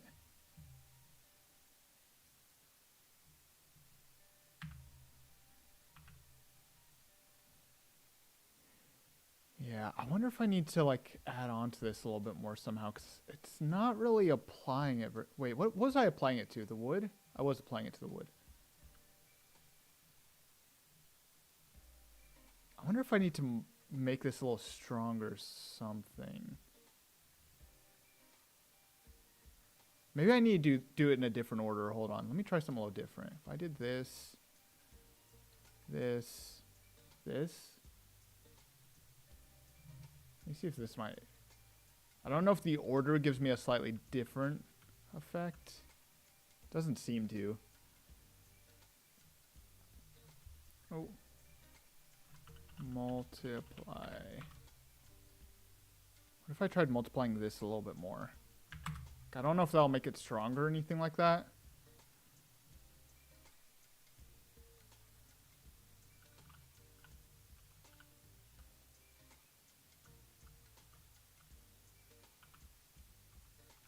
I don't know. It doesn't seem to be working right. Maybe I need to multiply it against the color even. Let me see this.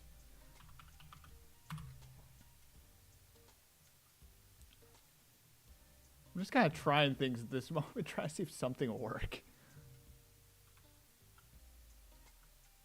Just doesn't seem to be applying it. Let me try this real quick. Hold on. If I just apply this, what does this look like? I just apply this over here.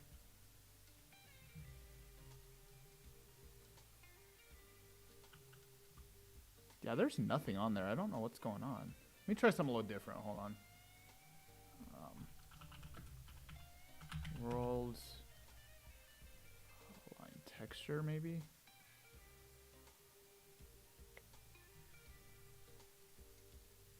Do I have UVs on the barrel? That is a good question. That is a very good question. Probably not. That could very well be my problem. Given the fact that I do not know the answer to that. Hold on, let's see here. Let's have a look at this. That could very well be my problem. Altiverse assets. Models blend. Let's grab the barrel real quick. God, I haven't... oh. Hold on, let me see here. UV... There's the answer. Actually, let me try something. I think Unreal Engine may actually generate that for me. Let me just double check. It does not. Okay. There's the answer. Okay. Let me see. Unwrap. Is that what I'm looking for? Hold on.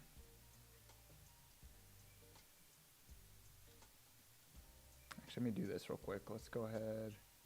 I might need to re-import this real quick.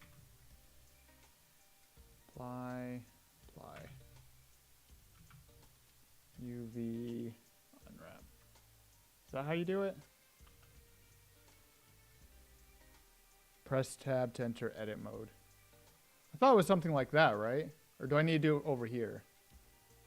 Oh, wait. Unwrap failed to solve to... Wait, what? Smart. That might not be good. There we go. Okay, got it. All right. Let's do file, export, FBX. I need to go back a little bit. Models, 1.1, barrel.fbx. Let's go and export, and I think I can just re-import it here. Oh, wait, there's actually... Wait. Could I have just done it in here?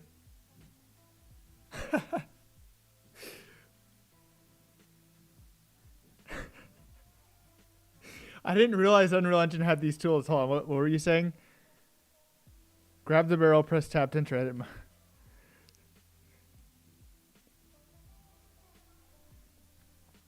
Yeah, no, this worked fine. I might just use a world aligned. Let's see here. I don't know how to do this. Oh, there we go. Okay. Ah, there we go. Now we're getting the effect. Yeah, I'm gonna just do a world aligned one. Yeah, I know. That was kind of my only concern was the seams. I don't know if I could just like edit UV seams maybe. Oh wait. Can I? How does this work? So, is this what I need? How does this work? Would I need to manually do all these together? Channels, auto UV.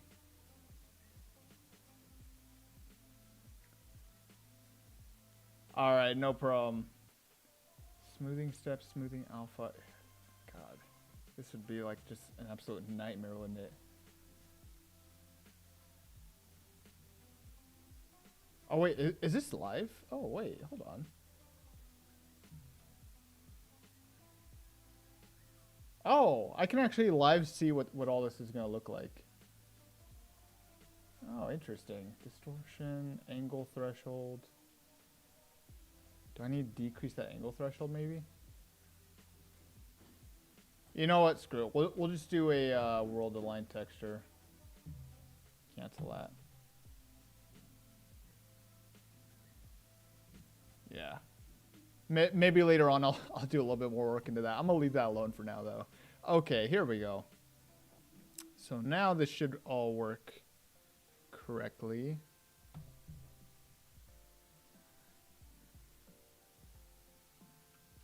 Oh yeah, that's getting a little bit more what I want.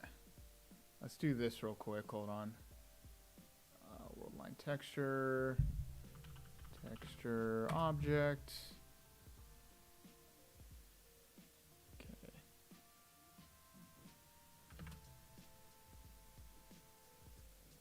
And I can actually swap this out over here. I think I can just put it right in there. That can go, those can go.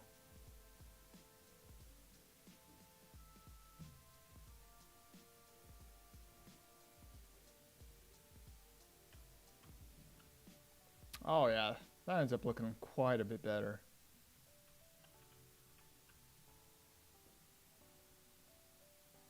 Okay, I think. I wonder if I need to multiply it by like just a slight like sort of oranges or like a greenish color.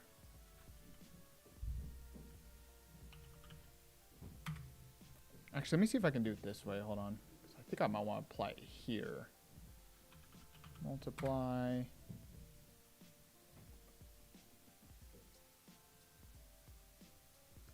Vector. Parameter. Actually, I'm just going to convert to constant. There we go. So I think I'd want somewhere in here. Sort of just like a very light greenish color. Might need to make it a little lighter. Oh yeah, that looks a lot better. I could probably do the same thing with the metal. I'll clear out some of this real quick. Yes. I don't know what changes I made to that. I don't know if that was the best choice. See here, this was the metal color, so we can go take this.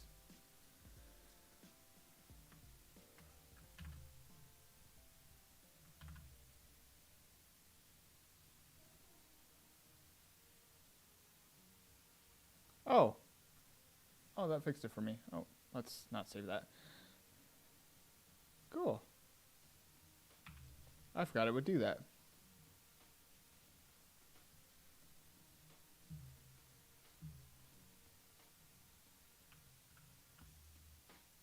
I may want to see if maybe I can even lighten this up a bit. Let me see here.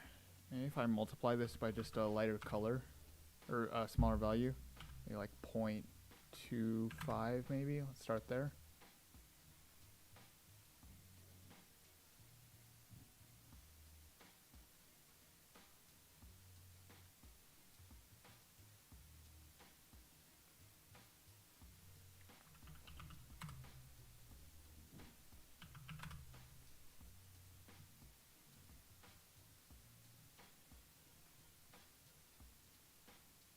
Oh no, that just kind of ends up darkening it.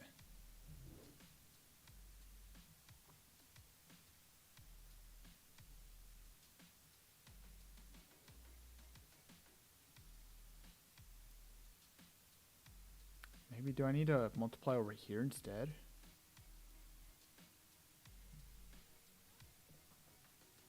No, it just kind of ends up darkening it. I don't know that I like that. I wanted to see if I could just kind of make it a little lighter.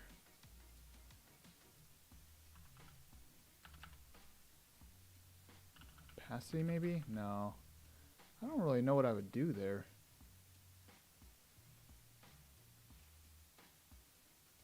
Might just have to leave it for now. Gives me like the general style that I want. I think I may just want to see if I can figure out how to lighten this up. Maybe I might just need to make my own texture for this, to be honest.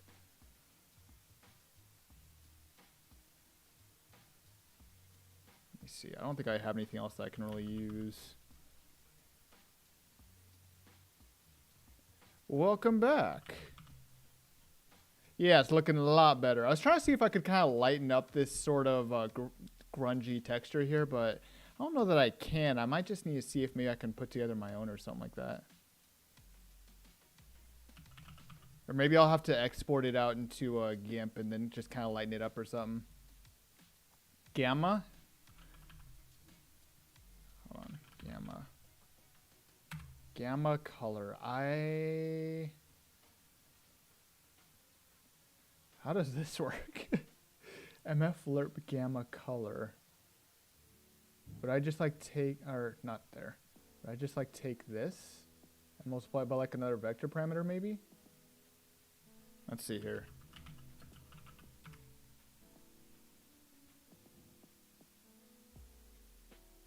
I don't know if that's quite what I'm looking for or not, but let's see. Constant.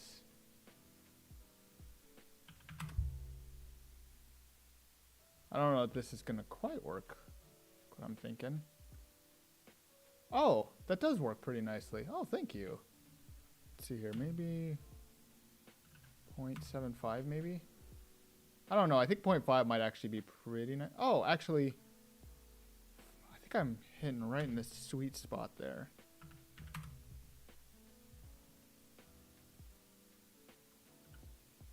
Oh yeah. You get it just slightly. I like that. Thanks for the tip. This did actually end up working pretty nicely.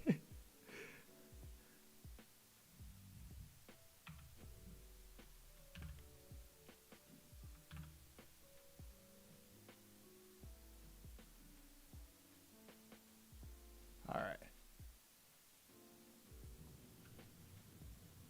There we go. I may need to make that another dynamic value because I think I may want to make it like a little bit more noticeable on certain materials than others. I'm not entirely sure about that, but we'll have to see. All right, let's go ahead and save all that real quick. All right, I'm actually gonna be right back real quick. I'm going to work on the other two in a second, but first I need to run to the bathroom myself. So I'll be right back.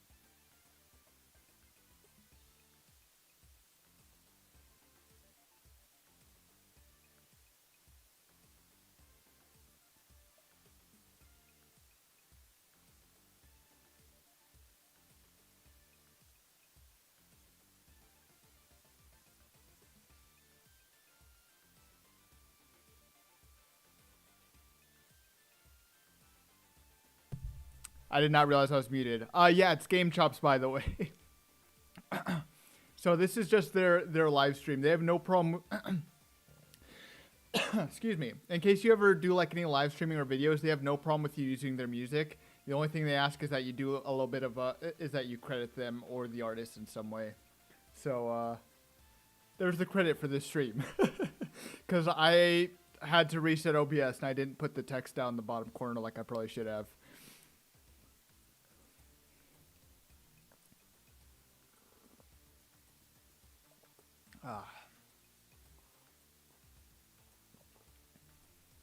All right. Now I gotta work on these last two. And these ones I'm a little less sure of how to do these ones, to be honest. Let me go and I'm just gonna duplicate both these real quick. Let me just get both these in place so I can just modify both of them. So, one is supposed to be a little bit more futuristic.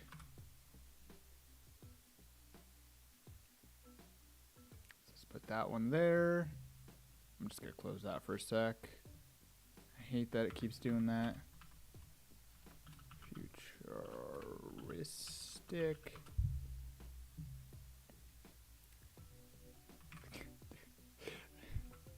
Drives me crazy. All right, and then we'll need one more. That was the wrong thing. And then one, I'm just gonna nickname modern. Dude, come on. Stay out of my way, please. Actually, I'll do this. I'll put this up in the corner so next time it pops up, I can just click on it and not have to alt-tab. All right. Modern. Okay.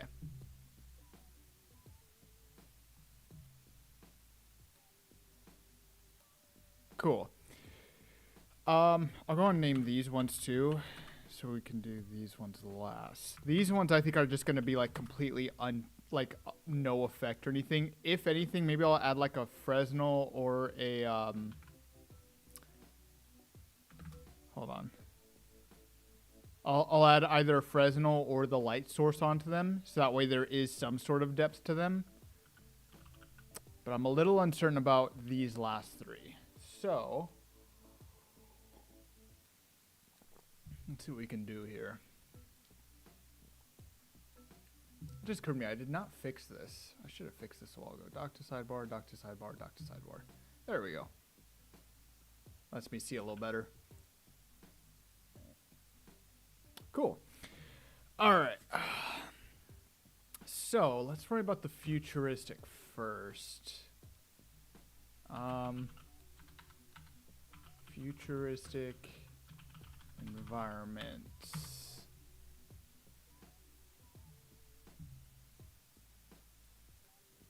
So the thing that I notice most about futuristic environments, they tend to have a lot more bright lights. They tend to have a lot more metal in them. Maybe some synthwave vibes. I'm a little undecided. I don't know if I will. Oh, you know what? Actually, that might work pretty nicely. Hold on.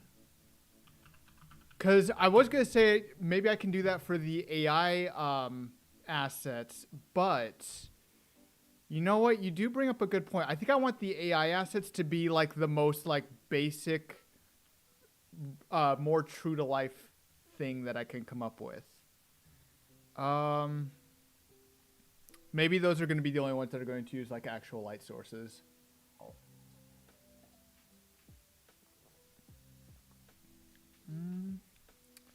Synthwave, I think, would actually end up looking pretty nice.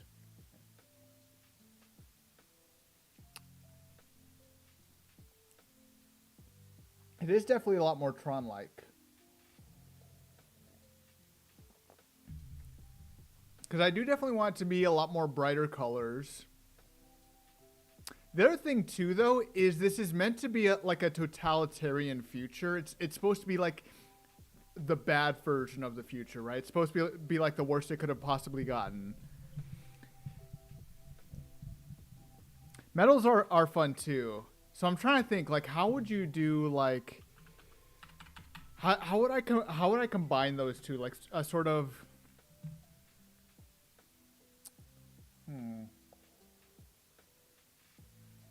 What if I try looking up this? What about if I looked up Cyberpunk a little bit. Let's have a little bit of a look here.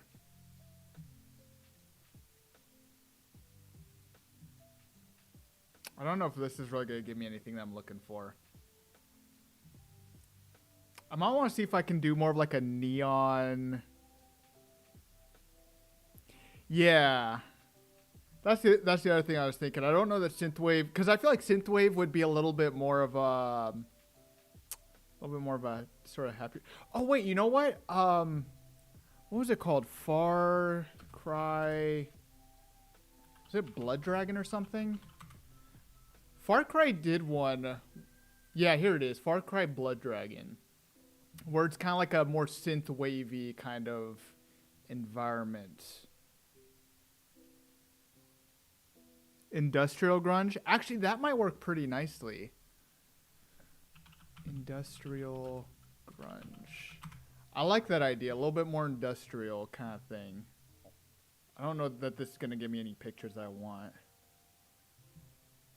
I'm thinking if I mix this, because it is supposed to still be a pretty advanced future, right? Like, they're still supposed to be, like, going through space, like, have the capability to go through space. This might be taking it a bit too far.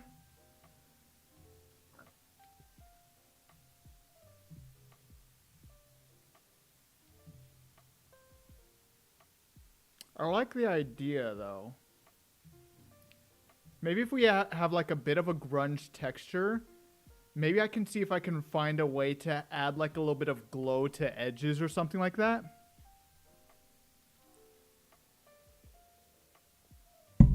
I've seen that done with the Fresnel effect, but that only really works on spheres. That's kind of the only problem with trying to do a glow effect.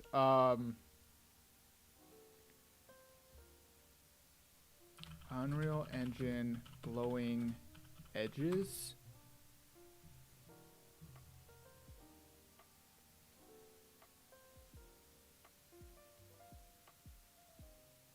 Let me try something real quick. Just to see what this is going to end up looking like. Let me pull this up real quick. Pull up the wood. We'll pull up.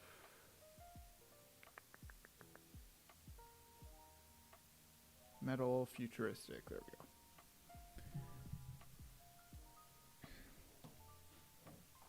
Oh yeah. The only problem is you need a I can't actually make it like fully glow on the Quest 2 because you need a what's it called? An exponential height fog, which actually does not work on Quest 2. I haven't found a way to duplicate something like that on the Quest 2 itself. That's kind of the only problem with that. I'd love to have like a proper glow on this, to be honest. Let me try something here. Actually, I shouldn't have gotten rid of all that. I need some of that. Let me grab. This can all go. And this. Actually, I might end up using this for the light source. So I'll leave that there. God, I got something in my eye. Okay, so hold on. Let me see if I just drop this in, right? Into the emissive. Let me just do like a bright blue. I wonder actually, I might need to change this up a little bit. Hold on. I'm just going to do a bright blue here. Let's do something like that. Oh, did I just crash Unreal Engine? I think I just crashed it. Oh, oh my God. All right, let's restart that real quick. That was the worst timing.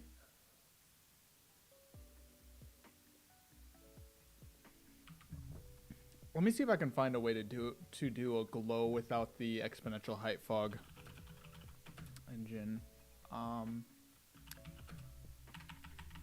Emissive glow without fog. Oh, you're in my way. There we go. Let me see. Emissive glow without the color.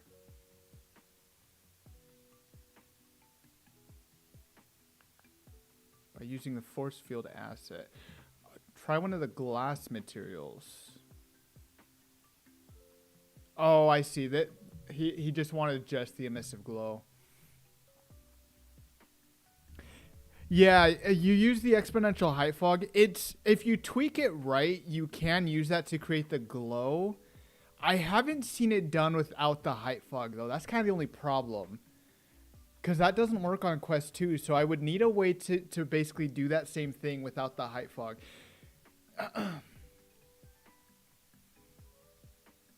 Because I believe that's actually considered a post-process effect.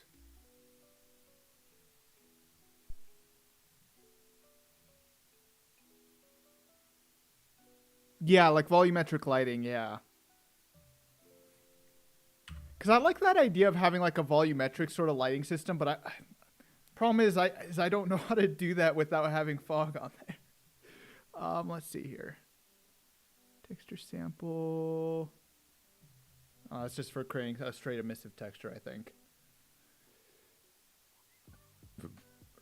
Excuse me.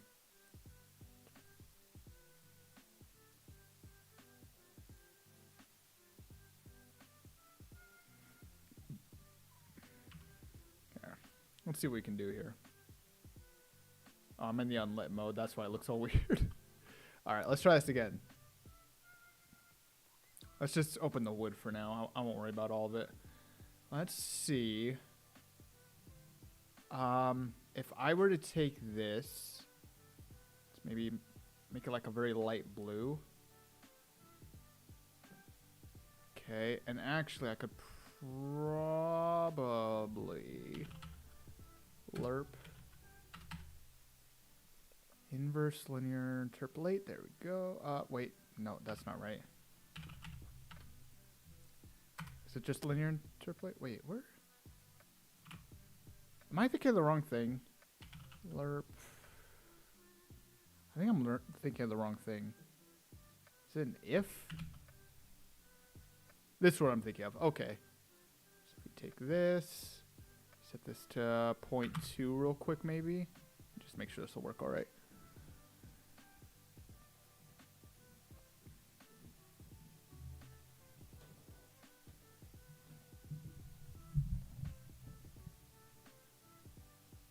Look at reverse, perhaps. Yeah. Come on. I was gonna see how this looked real quick, just on the barrel, real quick. Hold on. If I were to just do something like this on the barrel, this might add like a very slight glowing edge to it. I don't know. I mean, it does kind of. This might work pretty good, I think. I want to try something else too. Let me grab this.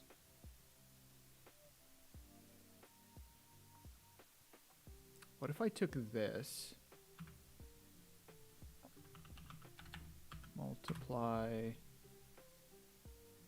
Actually, let me just see what this looks like real quick. I don't know if this is. I don't know quite what this. Oh, quite what this is gonna look like, but let's see. Okay, so it's basically a solid glow on the opposite side, it looks like, on the darkened side. This might actually kind of work. I don't know. I don't know that I love that. I think if I use the Fresnel effect to create like a very slight glow here, right? I might even increase this a little bit. Maybe we could do like 0.07. Because then we get just a very slight glow there. And then we could take this, throw that into there.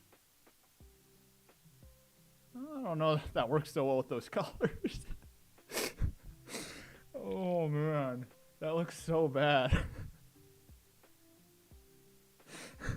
Those colors don't. I don't know that I love these kinds of colors together. Oh man, I don't know. This is a tricky one to try and do. Maybe if I do something like this. Hold on. Let me try something a little different. Hold on. Let me take this. I'm trying very hard to see if I can get this working. Let me see if I took this, put that on the A, B. Let's see what that ends up looking like. Adding over the color and keeping colors dark or shades of gray might be Metal Gear. Does MGS stand for... Does Metal Gear Solid have... Hold on. I haven't played Metal Gear Solid in quite a while. Hold on. Let me see here. Let me see real quick what it is you're looking at here. Yes.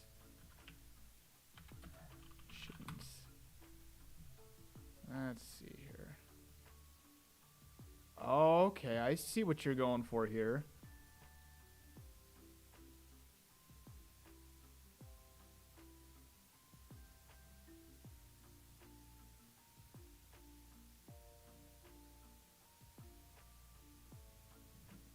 Was this a PlayStation game? I never owned a PlayStation, so I didn't know this was a thing here.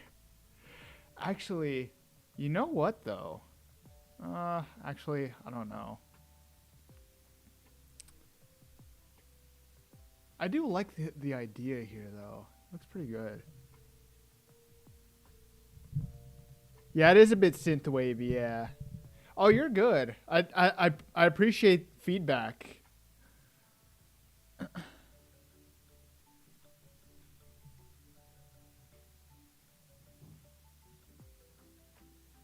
I wonder if we could do something like this. I wonder. Hold on. Let me try something real quick. What if I did something like this? Hold on. We could do this, multiply. Wait, no. I'm doing the wrong. No, I am doing the right thing. If I did something like that, right?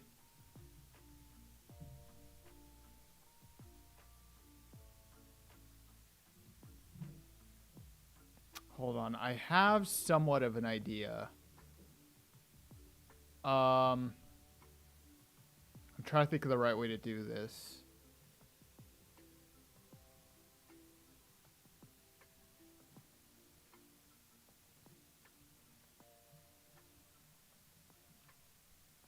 Hold on. What I was thinking of is maybe I could do something that's a little bit more synthwave-like, but maybe it has sort of like a overlaid, almost like you're looking through a dirty camera kind of look. I don't know how I would do that though, to be completely honest. Because I know that kind of breaks in VR. That's the only problem. Trying to do like a dirty texture like that.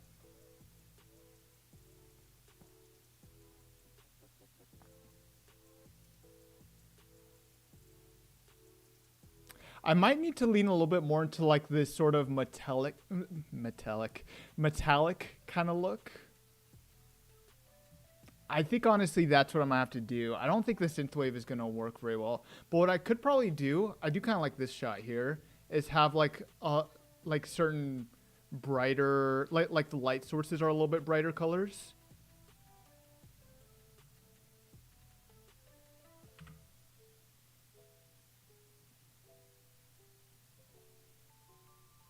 Let me see here. Unreal Engine.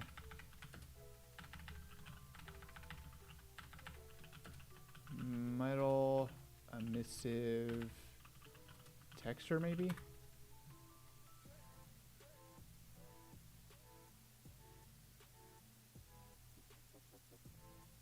Let me try something real quick. Let me also see this. Hold on. Optimization shader. Okay. Actually, this is looking pretty good so far. The only one that's got a... Oh, my camera's so fast.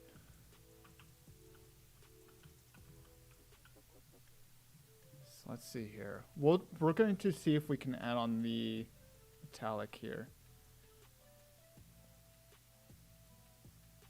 We'll do default lit here. This can be a scalar parameter here.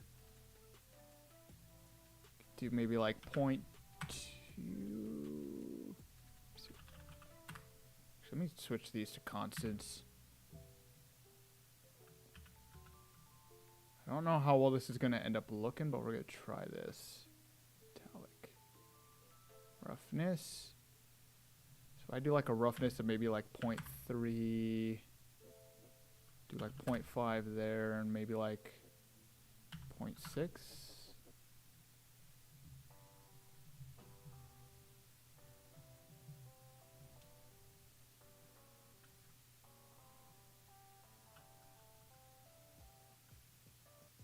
I don't think this ended up working with everything else that I had going on.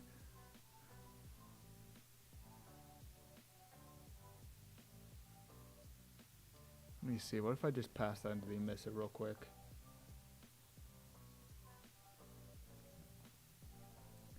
Piping your color into your metallic might be more what you're looking for. And removing / lowering your emissive. Okay. Let's try that then. Hold on. Metallic.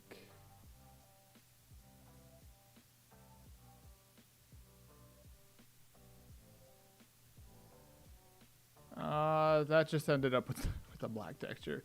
I think honestly it would have to rely on a base color. I was trying to remove the light sources though because those tend to be pretty costly as well, which is why I was going with just generating my own here. I could try using a see, I already know this isn't gonna work because I don't have any light sources in the scene. Oh, you know what? I wonder if that's why it wasn't working. That could be why it's all black, is because I don't have any light sources in the scene. Hold on. I could try using a matte cap. Hold on. I had one that I used a while ago. I had this shown to me. If I can remember. Let's see here. Matte cap. Here it is.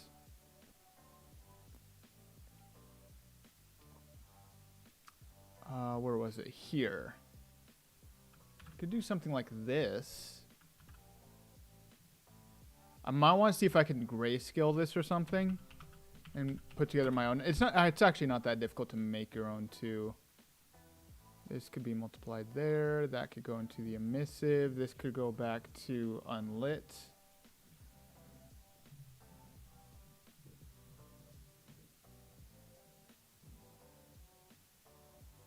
This is actually not that expensive, to be completely honest. It's actually very, very light. It's a little bit darker than everything else. I try to keep everything in the green. I don't think I have anything that is fully in the red except for... My camera's too slow. I think the only thing... and this is only for the moment. I think this is the only thing that I have that's in the red. And that's only because I haven't changed to the proper materials yet. I've done a very good job so far of keeping all of my shaders very low cost. Yeah. So when Unreal Engine imports the default textures, they're actually made fairly higher quality. And actually this one's not even emissive too, so you have to click unlit to see it. Okay. Let me see here. Let me real quick. I wonder if I need to kind of see if I can turn that down a bit. I'm thinking if I do this and maybe I recreate the this texture with a little bit more kind of like the kind of like this. Maybe I kind of recreate this. I don't know if I need to have like a little bit grunge over it. I feel like honestly it might be fine. Maybe I could do like a few like small like little metallic nicks or something like that. Oh yeah, now you know why it took me 6 months just to get to this point. All right, I kind of like this though. If I kind of aim for this sort of metallic look here. I think though, I might change this a bit. I think the only thing I might change real quick is remove this, the light source. I can end up with, oh, actually, I think I like that a little better. You get a little bit more of an angled light like that. Let's see what that looks like on the metal.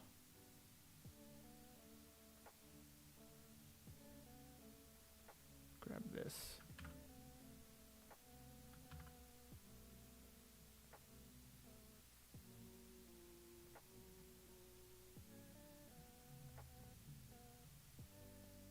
Oh yeah, this is looking a lot better. I think the only thing I might want to do is I might want to take the metallic design, make it a little bit less gray and a little bit lighter.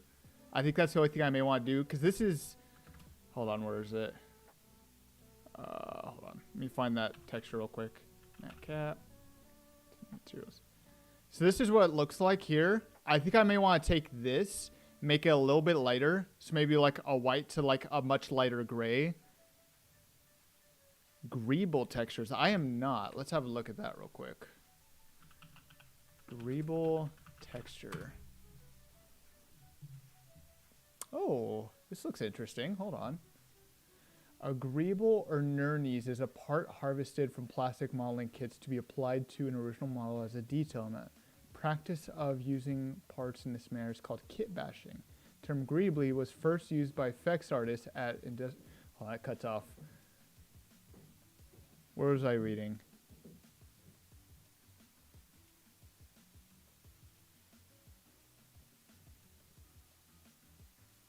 (1970s) small details.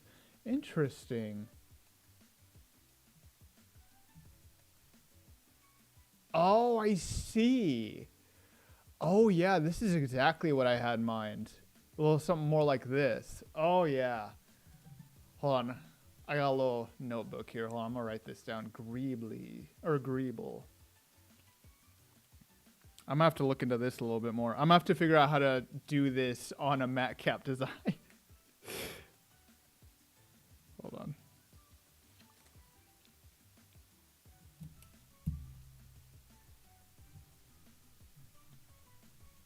For now, I'm just gonna stick with the matte cap. I'm gonna have to create my own for that, I think, because I do definitely want to make it a little bit lighter. I've already created my own matte cap texture. It's actually really simple if you use Blender.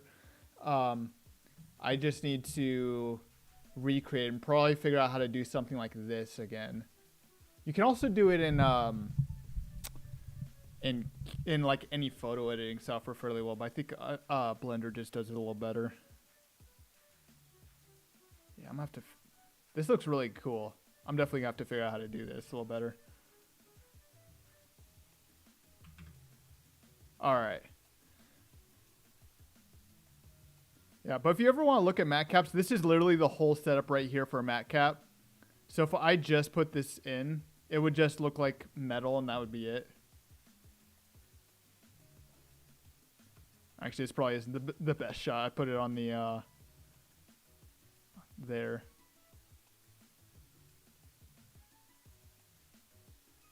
Yeah, you want to screenshot it real quick? Yeah, this is literally the whole setup for a matte cap. The only thing you need to make sure you have is you need to have some sort of matte cap texture. The whole idea is that it's supposed to be sort of like a static image that's just constantly following along. So you can see that the light actually never moves from that position. So I think it kind of works in this favor though, because I don't have any shadows or anything because everything is emissive.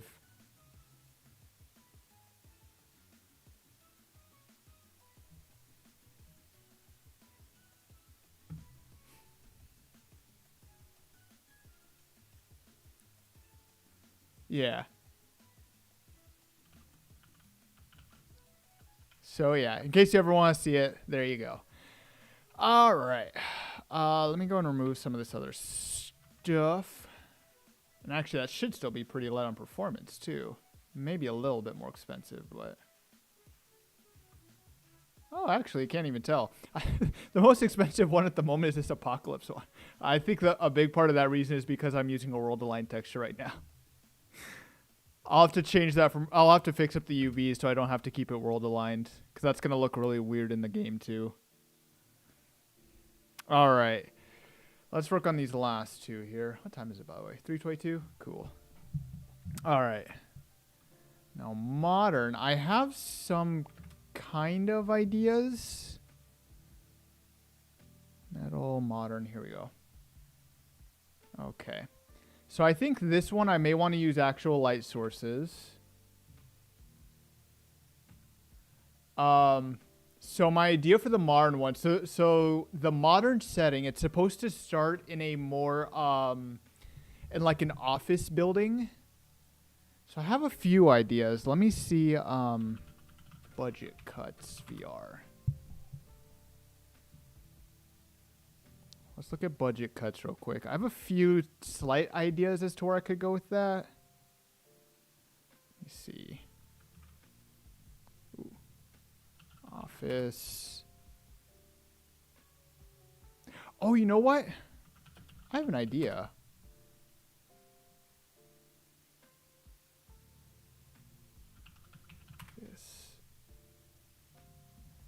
Okay. I like how it actually did pull up Office. You know what? I wonder. Dude, The Office is awesome. I don't know if there's really much I could do with this, to be honest, though, just looking at this. I mean, it's, you know, it's meant to simulate, like, real life, you know? I mean, I don't know if there's really much, or, you know, it's meant to be like a more realistic show in terms of style, right? So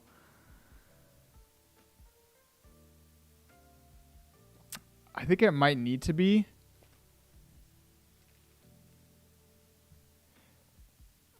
Maybe what I can do is the AI one can be synthwave and the modern one can be a little bit more realistic. So like not very much color added to it. And all I can do is I can just add on the directional light. I think you're honestly right. I think that may be all that I have to do for this one.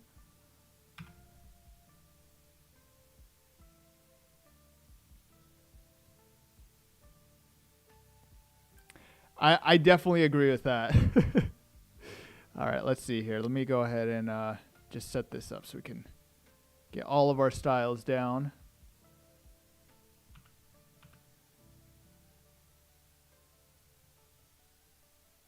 All right, there we go.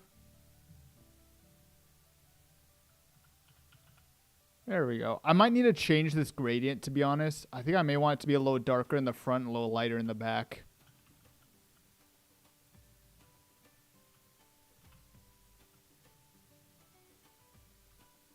I don't know if this quite ends up being... I don't know. I mean, I don't think it looks terrible or anything. We'll stick with this for now. I think I may need to play around with the gradient. I have been working on Altiverse since about December. So probably nearing like 7 months, I think now. Maybe 8. I don't know. I've lost track of time. I have worked on a few other projects. One of the ones that I actually have worked on is called Nature. It was a very small, quick Halloween project I worked on.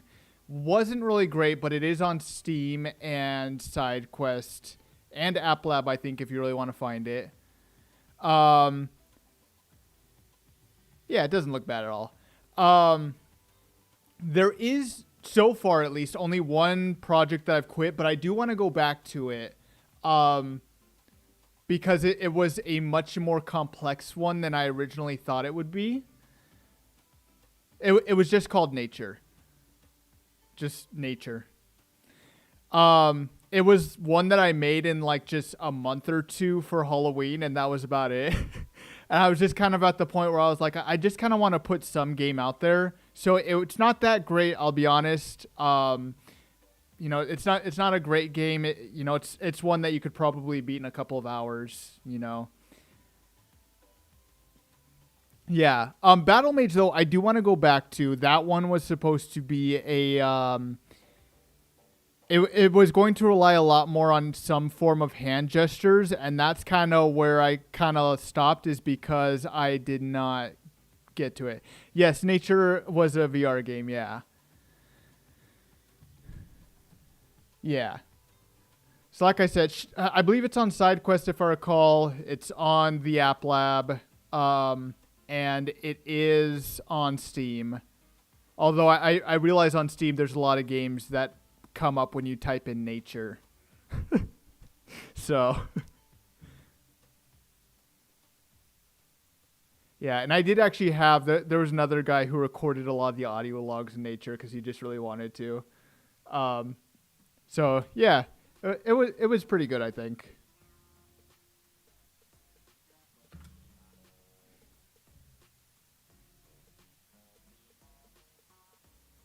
It was number 2 for you. Oh, okay, well that's good.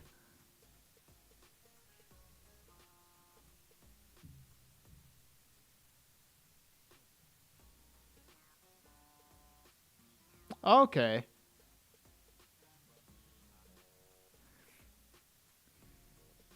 Yeah, this one though has definitely been one of the more long ongoing projects that I've been working on.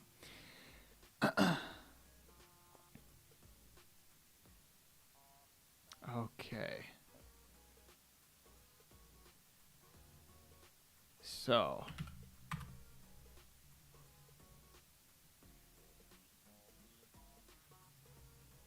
let's do this.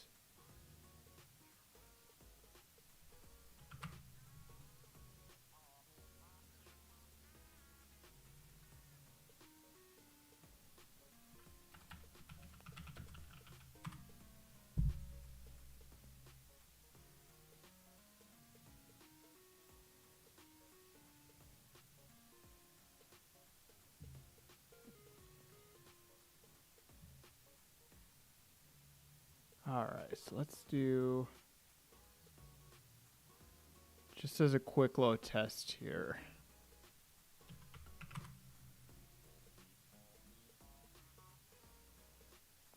So I'm thinking for this one, there's only really supposed to be a couple of characters that use this one, but I do want a way to differentiate between a few of them, and maybe a few weapons as well.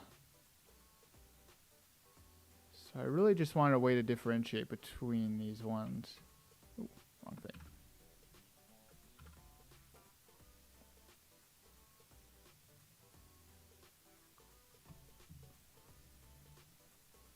Oh, wait, that's the wrong color. Hold on.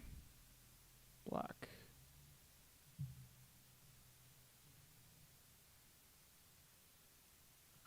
I don't know if that ends up looking quite right.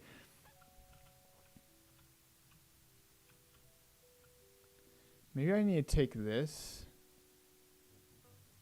and use the direction light source on it. Hold on. Maybe I need to change this to white. Or maybe just a very dark gray.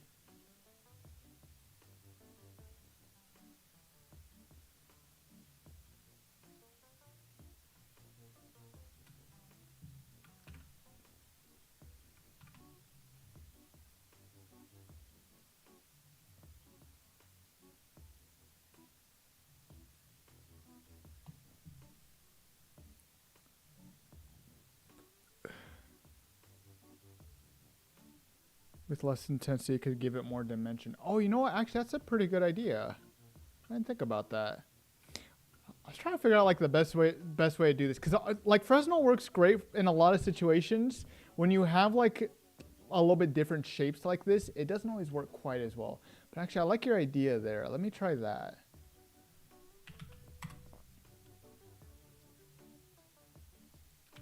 Five. Okay, I think if I do this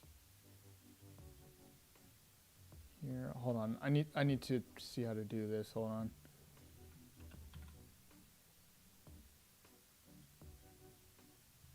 I think I might have that a little backwards.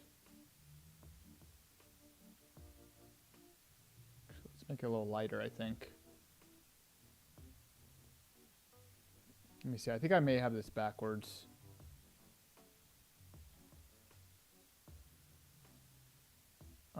Wait. Hold on. This light blue needs to switch with this one. There we go. That might be a bit soft first, you think? Let's see real quick. Hold on.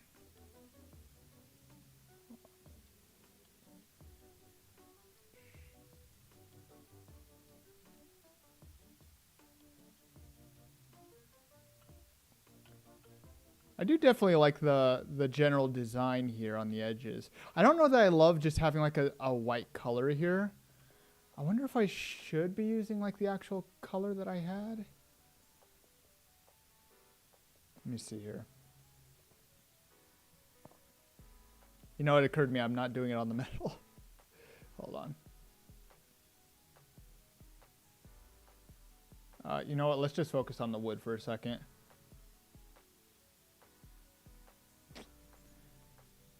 World align grid texture, maybe?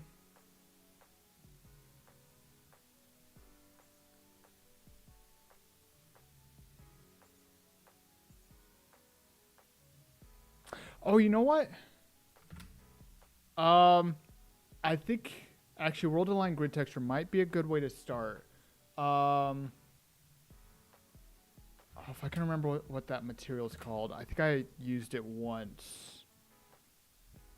Is this it? I think this was it.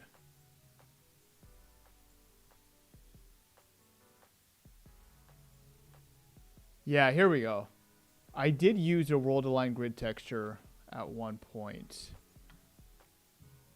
Here it is. Hold on. Okay, so hold on. Let's remove...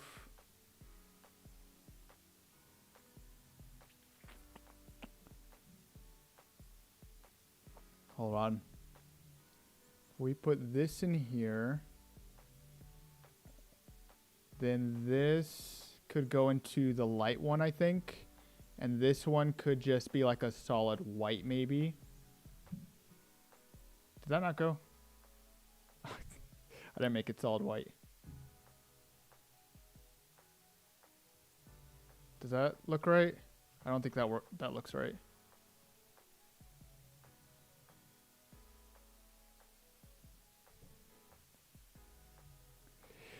Yeah, it really is hard to maintain that texture. I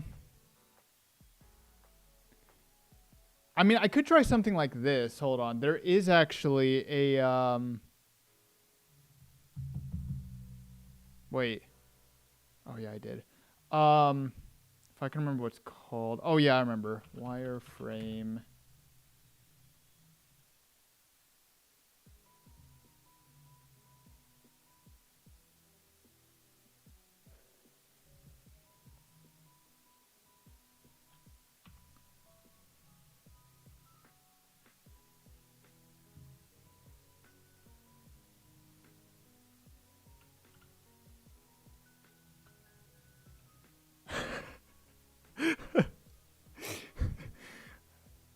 I don't know. I don't know how I feel about this one, to be honest. Because it kind of has the same problem where you kind of have a little bit of trouble with depth here. To be fair, I'm not having like a whole world based off of this one. This one is going to be something that only a few select assets use. So we're aiming for a sort of like a AI kind of style here, like an AI synthwave kind of style. I'm trying to figure out how to do this. It's very difficult to do and get it just right. But yeah, at the moment we're working on all different textures. I've worked on the weapons and all that already. So now I'm just trying to figure out like the best way to do this. What if I tried using the shading again? Oh, come on, work with me here. Where'd it go? What happened to the shading? There it is. I don't know if the shading's really gonna fix much, but let's see.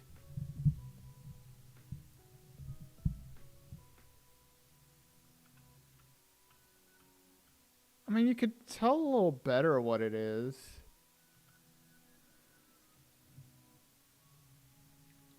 I think that all black color, grid for base, texture. Softer follow, harder Fresnel for offline, or for outline. All right, let's have a look here. Let's see here. Let me turn off this wireframe. Oh, I did not mean to smack that. Let's see here. You were saying an all black color. Okay, so let's start with that. So we take this detail scale. I think I can change this down to like 10. Let me first get the grid right. Hold on. Let me make sure I'm getting this right. There we go. That's a little better. So if we do this, and then you said grid for base texture. So I'm thinking maybe we use this because I do still want to have some color in there. I don't want to like remove it altogether. I think I might make this more of a lighter gray or a black.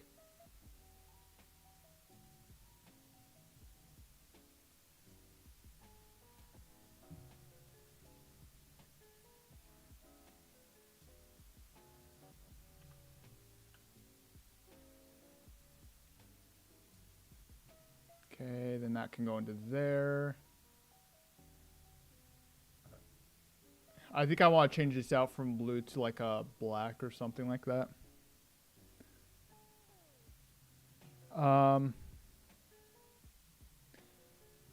Yeah.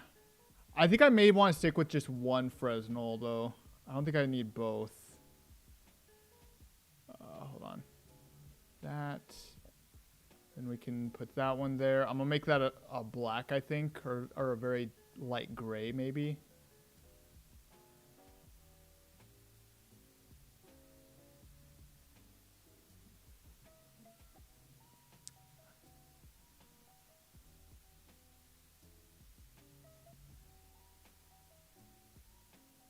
Does it soften? I don't know. I don't really know how to get it to just soften. That's kind of the only thing.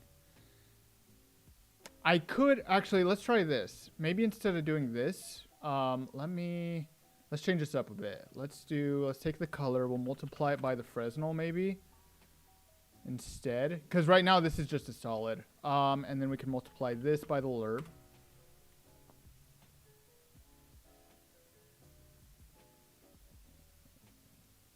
Okay. I think this may need to be lightened up. If I do, oh, wrong way. 7.5 maybe. 9. Let me see. Maybe there needs to be just a little bit of color to this.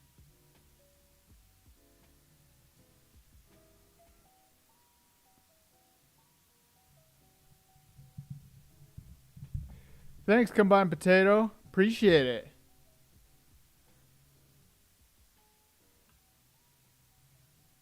I don't know if this is ending up with quite the right texture.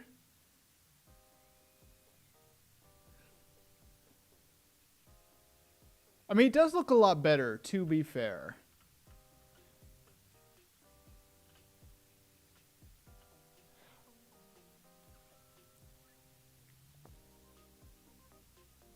See, what if I did? I don't know how high it can go where you could still see it. The only thing. Maybe like 1 point. I think 1 might do a little better.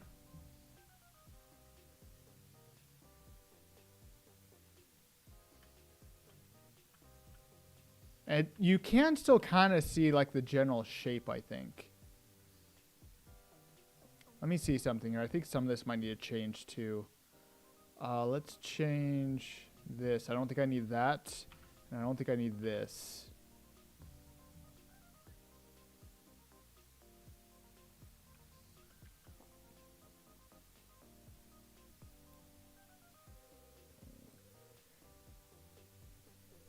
This Fresnel one. Hold on, let's see here. This really doesn't want to make like anything glow is the only problem. Oh. Oh, it's modifying the colors of the actual outlines. Oh. Whoops. Hold on, let me try something real quick. What if I tried adding this? Hold on. Add.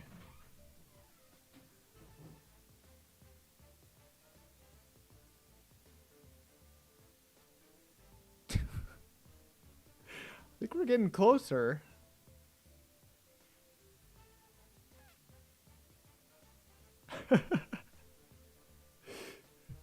This ends up with more of like a holographic look, I think. Let's see what this looks like. Hold on.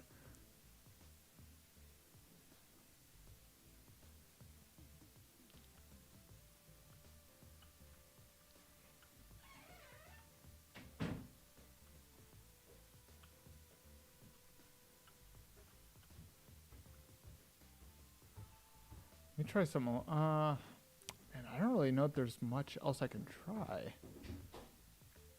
This ends up looking a lot more holographic like this. The multiply and add end up just not doing what I want it to do.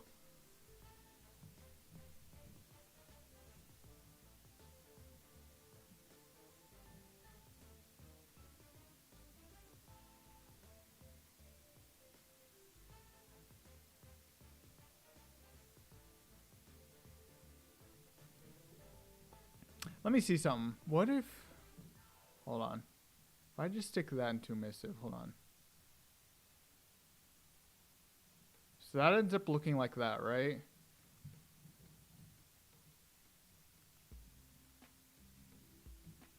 I wonder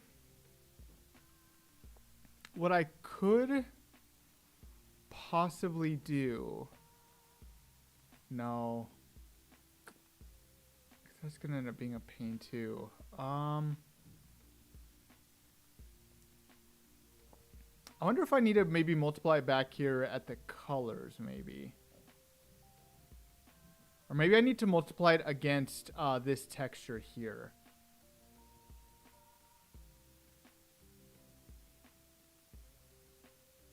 And maybe this lerp actually needs to be moved over here. Let me try this. I take this lerp, that can go into the... Oh, can I not stick that into the alpha? Oh, that's a problem. That's why it was put after.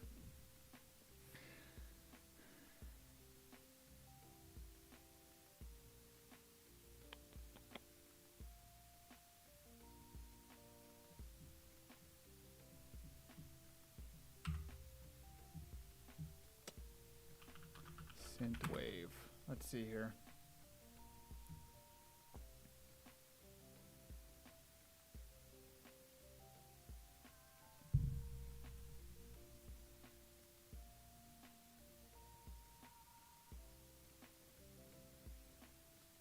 The other thing I'm noticing is Synthwave seems to be very two-dimensional as well.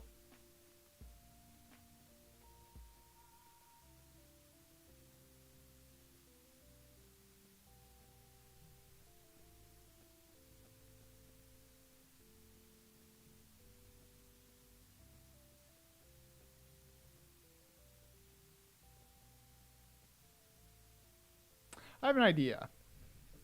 Hold on. I don't know if it's even something that can be done. Unreal Engine faking reflections.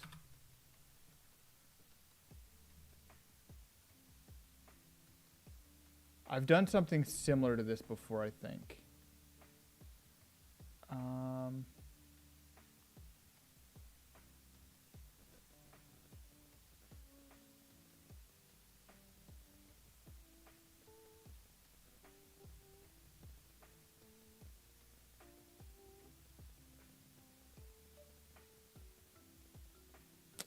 I don't know if this is going to work correctly.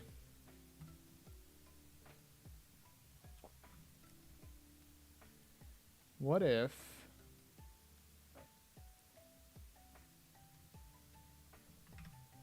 Something I'm liking from looking at this... Because I'm looking at this, right? Like, just look at the environment. Seems to use, like, a lot of colors for, like, the actual grid there. And then everything else seems to be very... like, just tends to reflect light back. Be very reflective there. Could do that, or I could do something a little bit more like this where it looks a little holographic, because I think this is another thing that you see an awful lot in like the synthwave style as well, get a lot of these like sort of grid lines here. I think I might be able to do something with that. Maybe instead of doing the Fresnel here, I can do something like this. Hold on.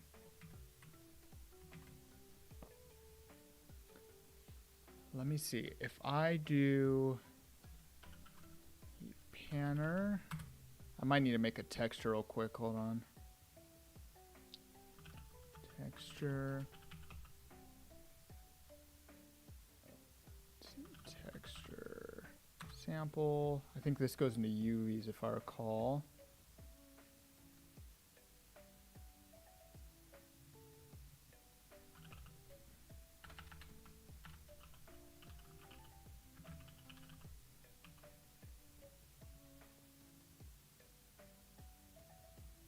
Let me see this real quick. Do this on a plane.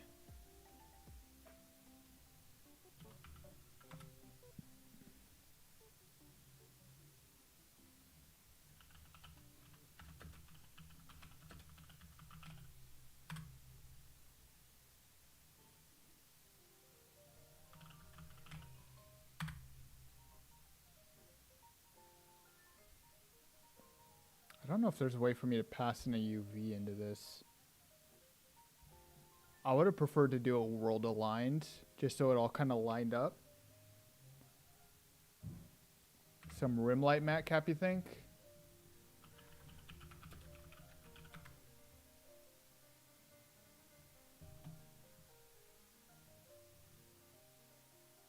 That could work.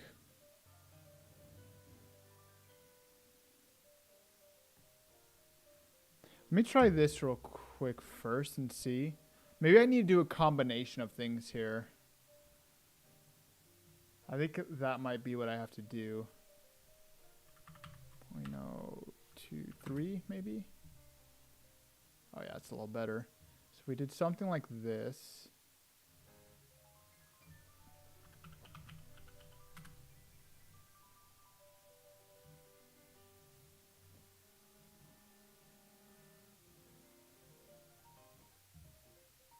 Maybe it needs to be an ad.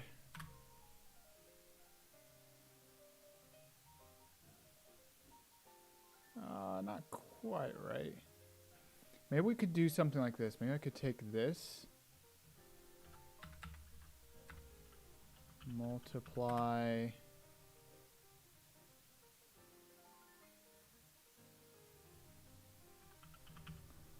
Apply.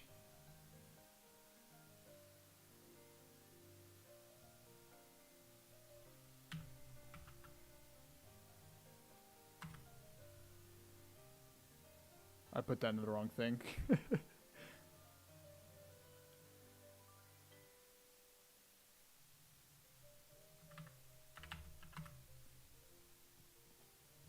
could do something kind of like that to get like those general lines. Oh, okay.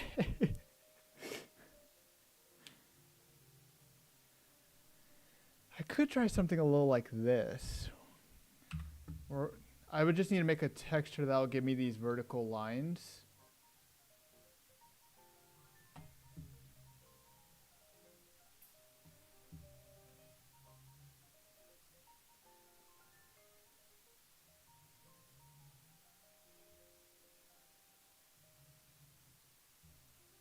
Something else I'm noticing is it tends to go an awful lot from light to dark like that too.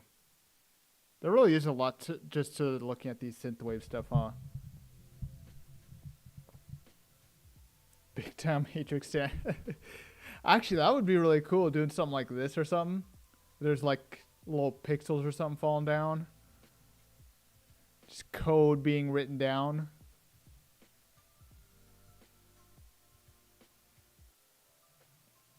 I think I might need to make some textures for something like that, to be honest.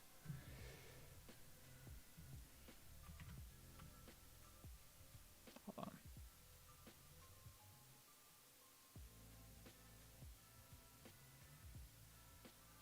I think this is one that I'll have to play around with a lot, to be honest.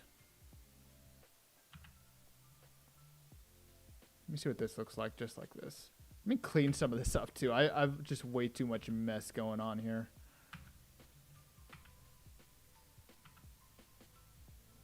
Okay. I'd like to see if I could figure out some way to make this world align too.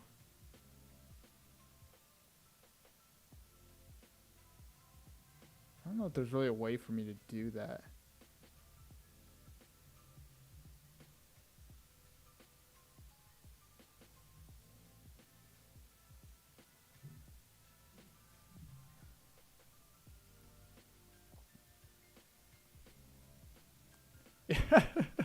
I like how they're just going all over the place.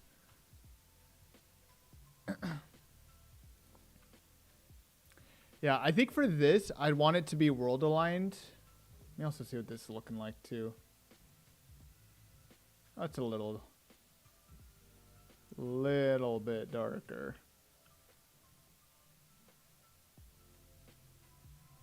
I need to figure out some way to make it world aligned. World aligned. Maybe, I wonder, can I do this? I don't know if this will work, but let's see. 'Cause I think that's meant... Oh, maybe it will. Hold on. Oh, I guess not.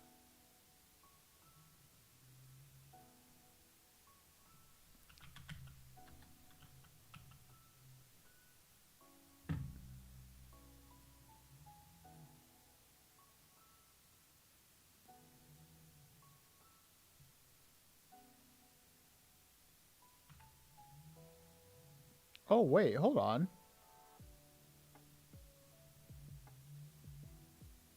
Did I just find a solution? Okay, hold on. Let's see here. Constant. Vector 2. This needs to be a constant, looks like. Constant.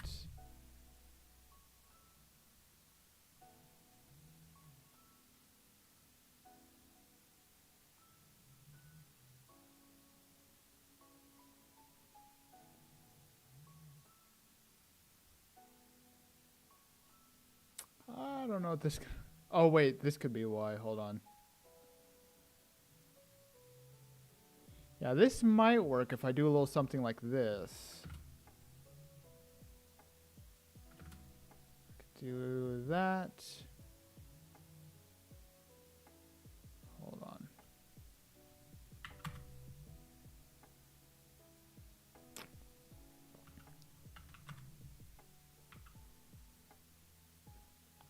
I don't know. This doesn't seem to be working. Oh. Oh.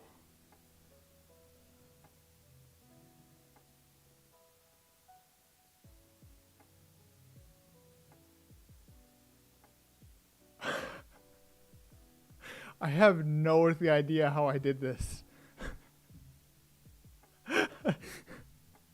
Hold on, let's see what this looks like.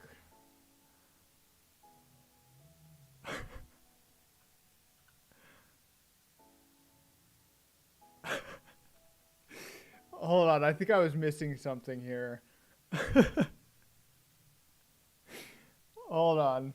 Let me see if I can make... I like the look. Hold on, let me see if I might be able to do a little bit more of this. Hold on. Hold on.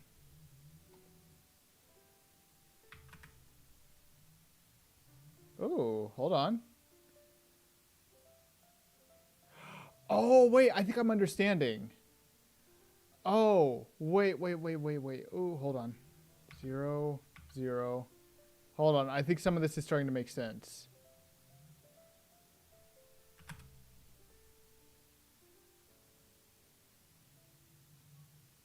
Maybe? Okay, maybe not.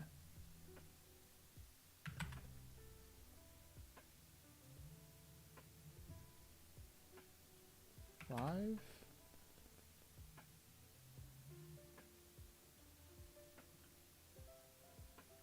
Do I need to decrease that a bit, maybe? I think I'm getting close to what I want.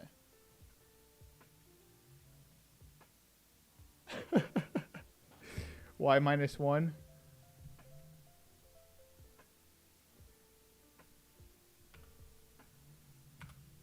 Are you talking about for the vertical pan?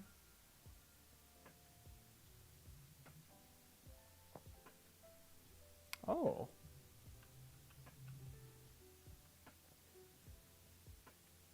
I don't like the way that it's coming in is the only problem. I wanted to try and see if I could get it to go up. And it's not.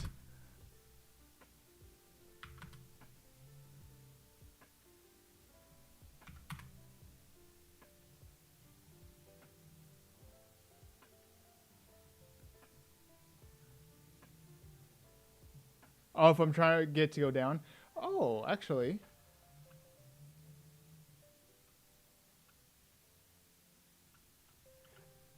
It looks cool. It's losing all of its color, though. Oh, my God. Hold on.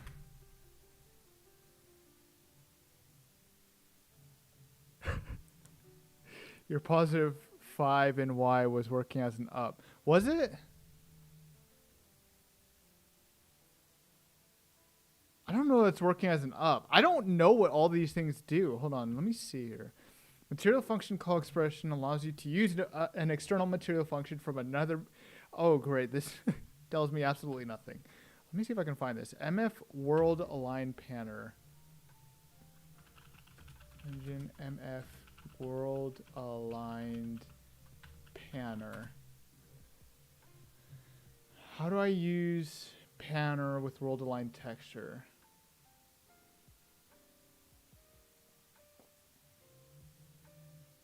Simply take a vector, your desired 3D panning direction, multiply it by a scalar parameter you call speed.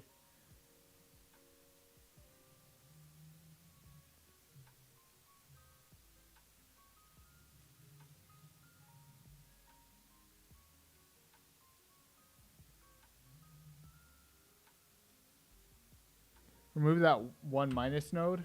Let's see here.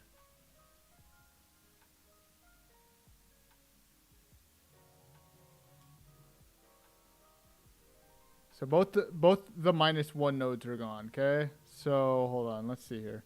See, now it's going vertically across. Let's try going back to this where we did 1. Oh, wait, is that it? Okay. Ah, here we go. Okay. It's still doing some funky things on that side for some reason. I don't know what's going on there. I kind of understand what's happening because I accidentally changed the thing so it's all orange now. Hold on, let's see here. I might be able to make a little bit more adjustment to this. So I can remove that and that.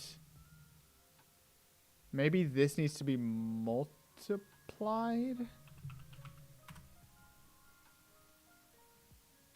Start previewing.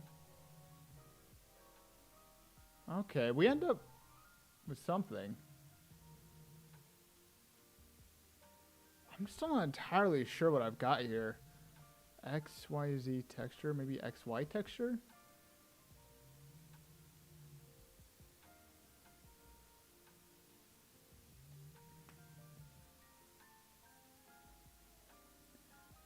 We'll take the panner only visible on the grid.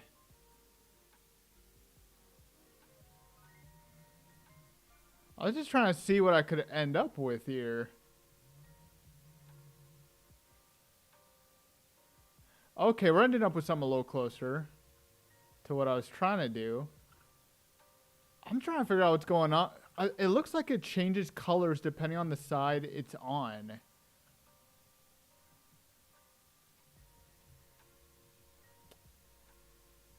Let me move this up a little bit.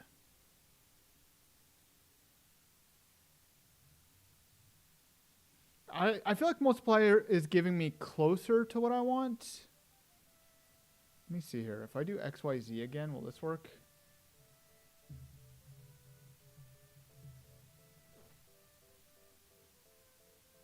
What if I just did this? I like this sort of weird little color manipulation it's got going on, though. I do like that.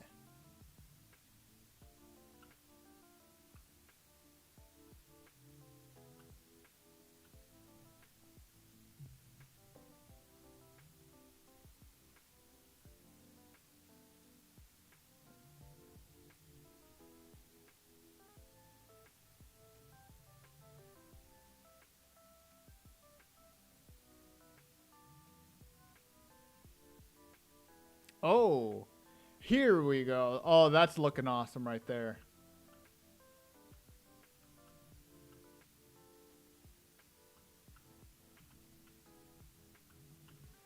It does not resemble anything like the original color did, but it still looks cool.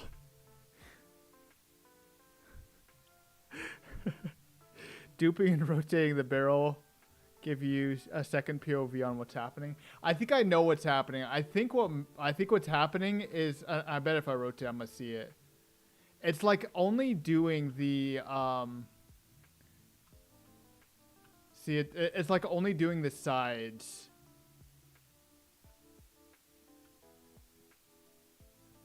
Which I mean doesn't look terrible. I do need to figure out a way to actually change these colors again though. Because now that's messing with everything. I don't know what's going on there.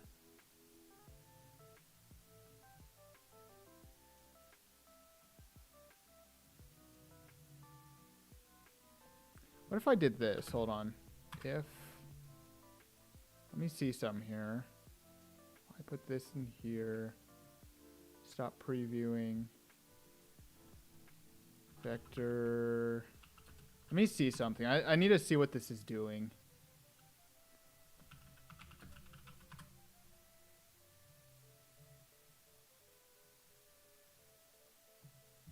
Oh.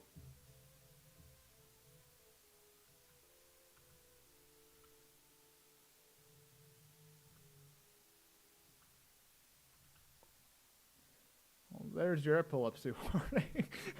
I don't think that works quite right.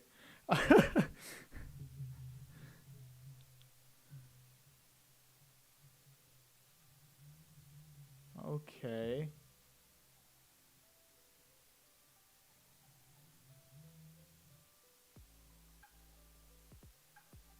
Yeah, I'm so confused on what I'm doing. I don't understand the rhyme or rhythm.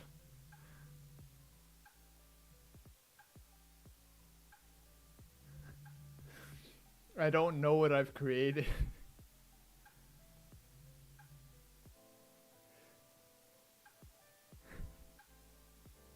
I think the world line panner is giving you UVs. I think you might be right. Normal. Do I maybe need to put like something else in? World.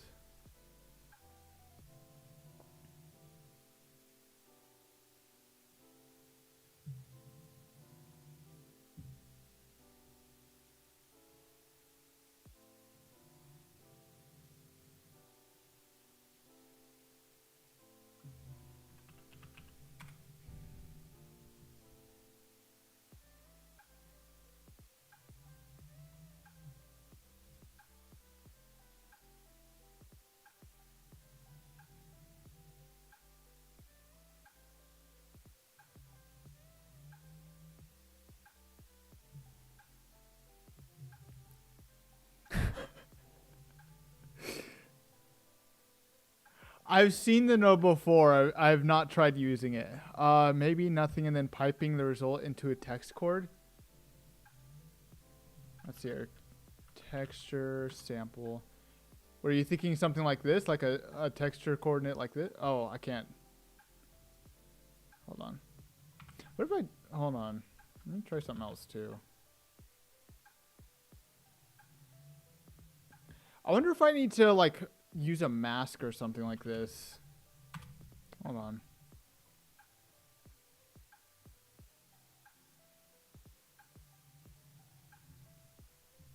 Oh, there we go. We're getting a little bit better.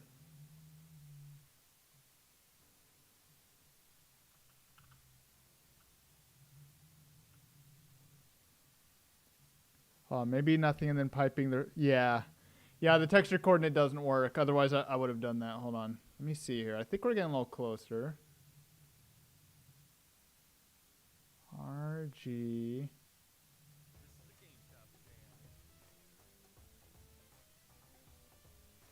I could try taking just several component masks and just using all of them too. It's starting to seem like that might be the best option.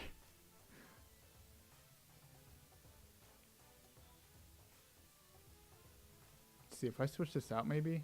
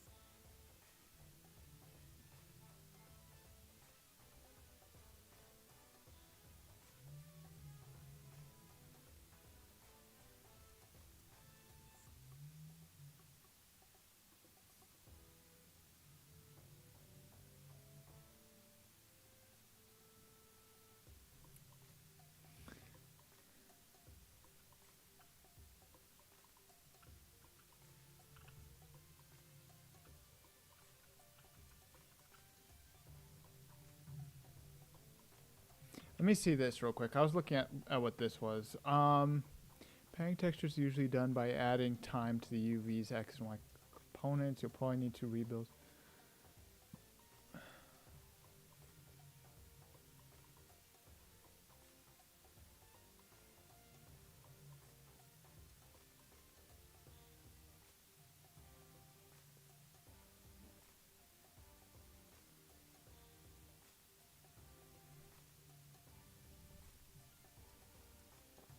What if I tried something like this? Oh wait, no, this is for world aligned. Actually, this might work. Let me see this real quick. I'm gonna try this real quick. I don't know if it's gonna work, but I'm gonna try it anyways. We're gonna see.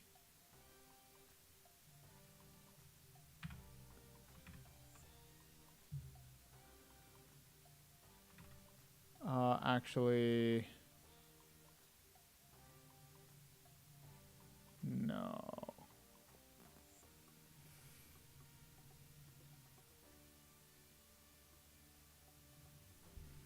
Is there maybe a way for me to create... What's this? Cylindrical UV. Texture object, texture 2D. Cylinder project. UV.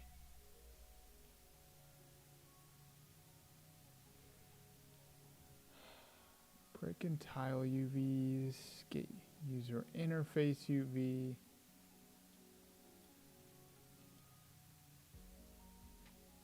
They just can't make this simple to do, can they?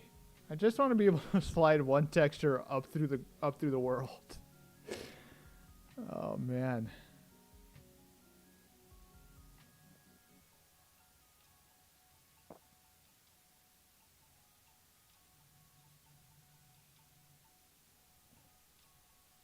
Oh, wait a second.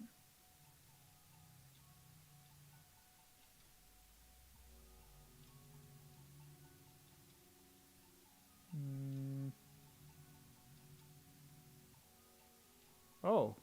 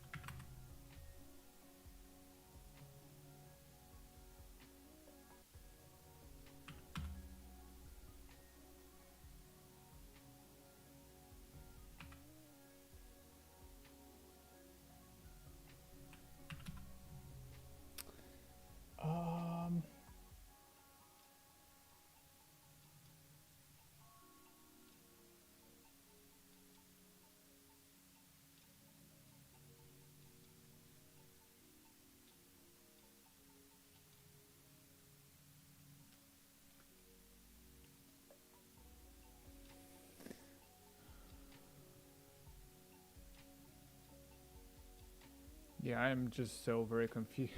I don't know what I'm doing anymore.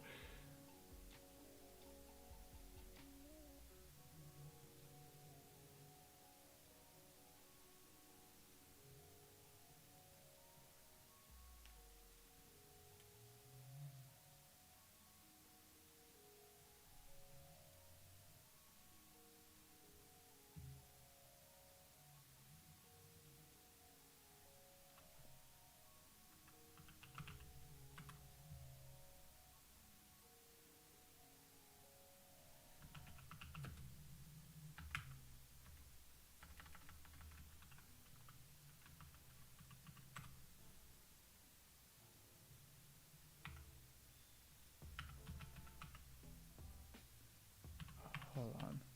Pen 3 vector?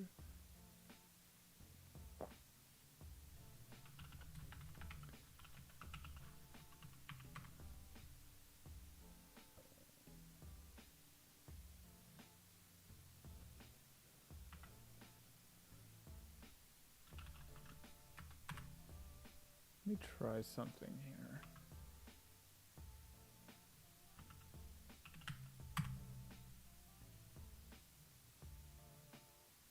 Nope, that doesn't work either.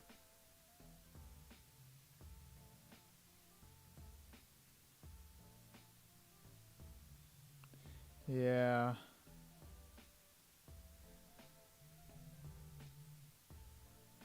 was gonna see if maybe I could manipulate the world position or something like that. I don't think I can though, it looks like.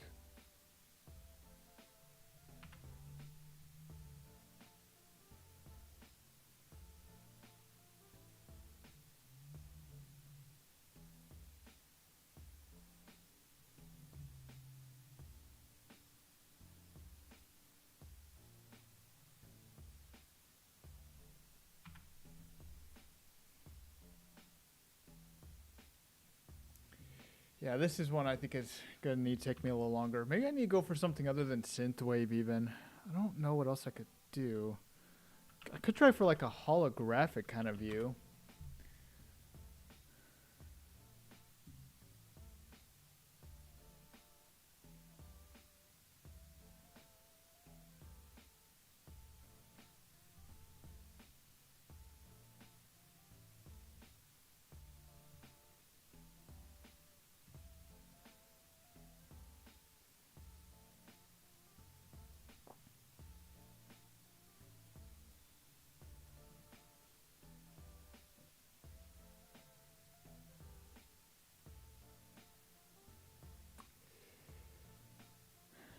Let me see. Digital world construction, maybe.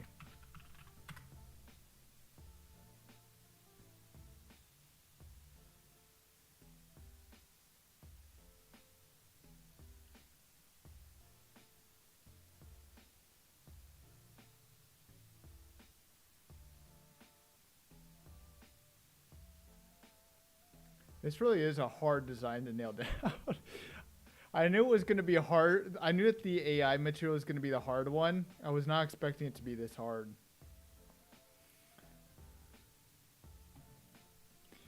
AI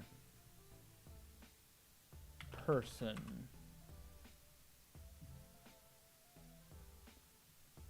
Humanoid AI.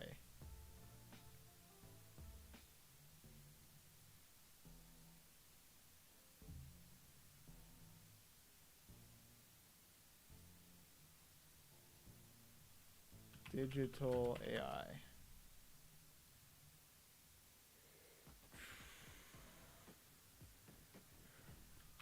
Jarvis. Honestly, I'm trying to come up with anything. I honestly don't know what else I can do. I could try going with something like this. Problem is I have so much trouble doing the wireframe thing. Like the wireframe just doesn't seem to work very well. I still need to make sure that there's some sort of depth to it because this is a 3D thing. Let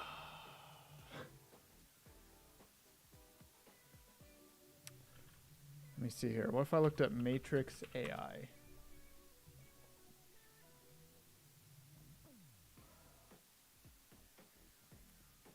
Yeah, these are all... I mean, it kind of got me somewhat what I was expecting.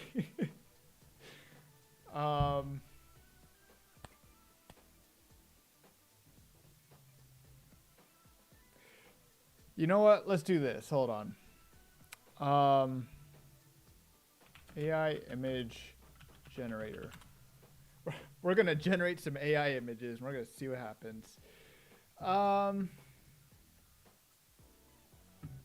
Let's see.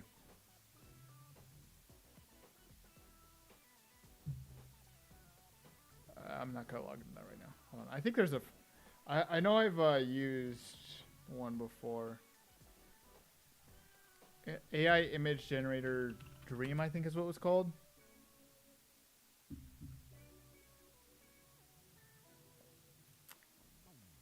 Even making that Fresnel dimension. I agree. I'm just having trouble like getting it exactly right. Because the problem is it's using this weird little grid texture, and this grid texture is not working correctly. Like every time I try adding something over it. Let's see here. Like it's just not ending up with something that I love, to be honest. Like it looks great, don't get me wrong. I just don't think it looks fantastic is all. I can do the Fresnel again. Hold on. Let's have another shot at the Fresnel real quick.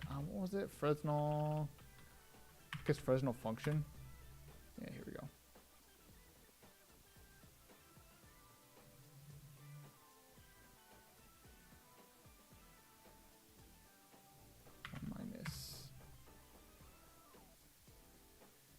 So you're thinking or did you say black core?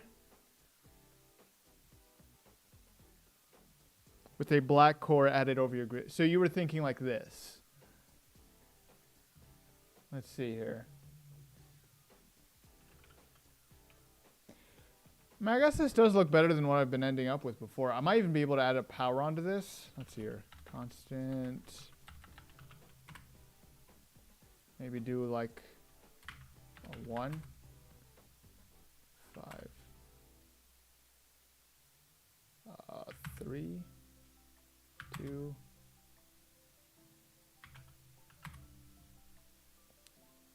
Honestly, having the black core actually does look quite a bit better. Maybe this is what I'll stick with for now.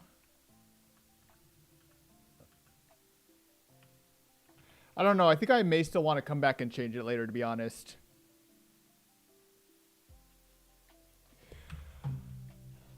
Well, let's see here. Hold on. We can create a few things together. Let's maybe look up like synthwave humanoid AI or something like that. I'm mostly going to be using these for humanoid figures too. That's something else I have to keep in mind. Let's look up Dreamwave maybe. I'll be using it mostly for humanoid figures and a few weapons. Not a ton, just a few.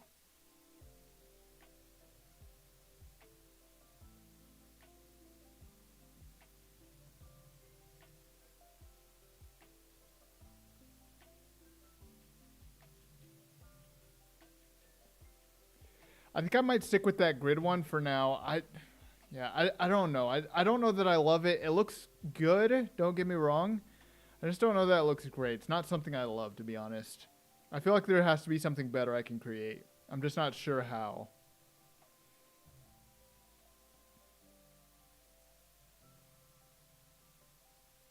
Especially because I want the AI textures to catch players' attention a lot more. Because these are things that are going to be a lot more important for players to notice. Or it's going to be, in the case of weapons, it's going to be something a lot more valuable that players probably want a lot more than anything else.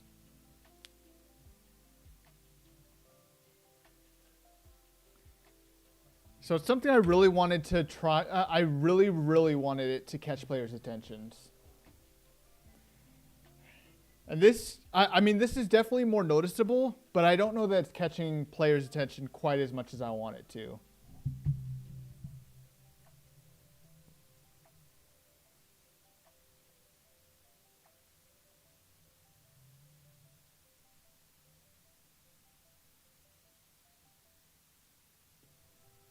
Let's remove some of this. I need to declutter everything I got here.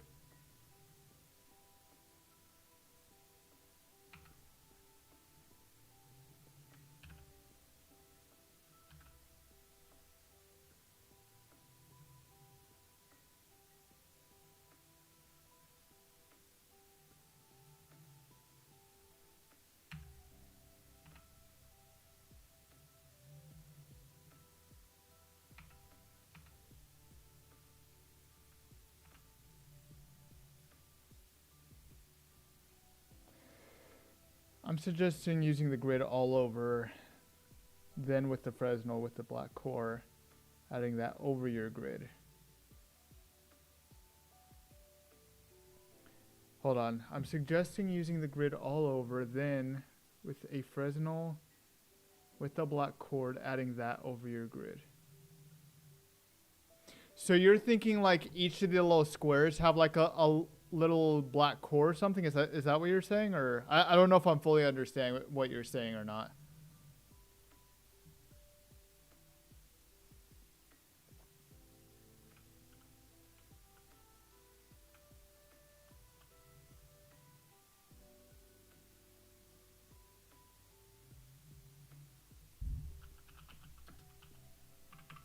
Let me see. Can I do this rolled aligned? I don't think I can, right? No, I can. I was going to see if I could rolled align that so that way it would look a little better. Just changing the so instead of multiplying, change the mult to an add. Okay, let's see here. So do this instead.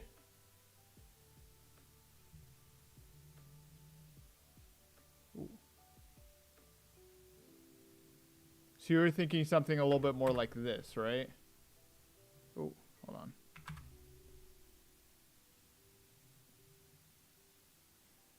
So something a little bit more like this. Is this kind of like what you're thinking?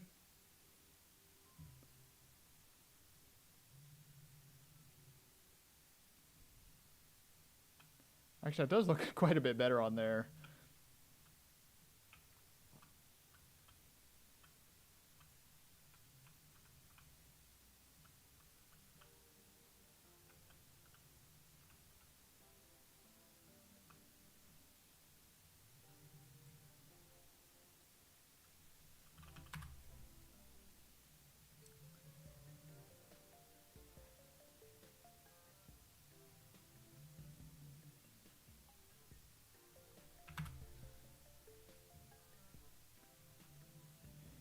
Maybe making that the color of the texture instead of the white.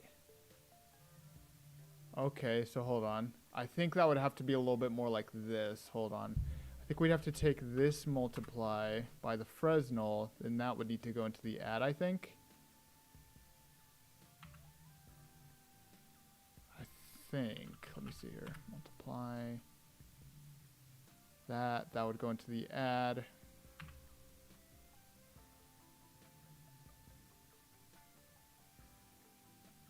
So it would end up looking a little something like this. That does look quite a bit better, I will say.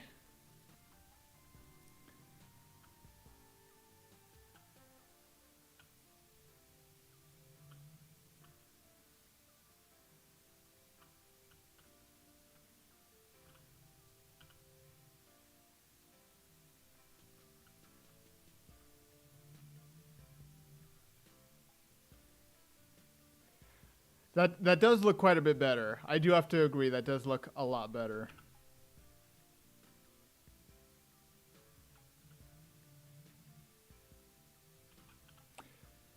Now all that's left is I have to port this into onto my Quest 2 so I can make sure it'll all work correctly. Yeah, this Apocalypse one is still going to beat up performance, I think. I think that's going to be the only one that's going to be concerning to me. Let me see real quick if I can do something to kind of improve this a bit. I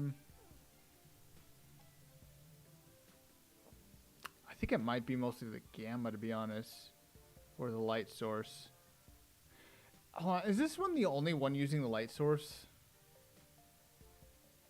If it is, I might just take that out altogether. Let me see here. Fresnel function. That one's not using the light source. Hold on. It might just be better for me to take that all out altogether, to be honest. Actually, this one is. Oh wait, no, it's not. It's going into it's going into an if loop that's no longer being used.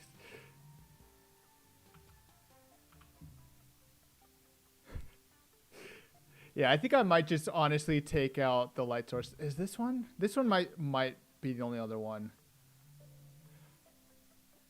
Yeah, this one is. Let's see here. Let me try something. Honestly, given how all this is looking, I think I'm just going to see if I can take out the light source. Let me see this real quick. Get camera position. Camera position world space. Here we go. Will that work? Ooh.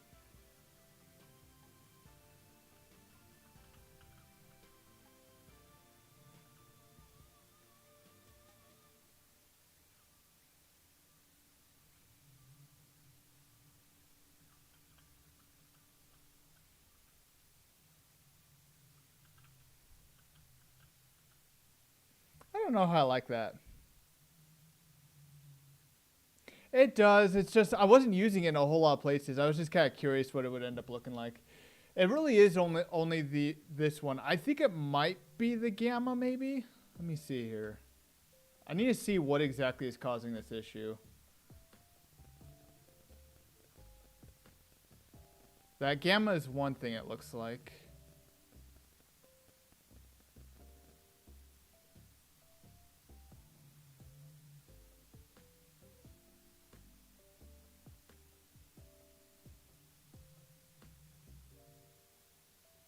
I honestly don't see very much that's different compared to everything else, to be honest.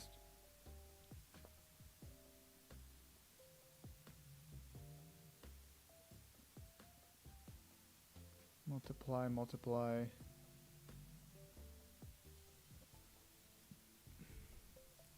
It could be that this is a world align texture too. Let me see.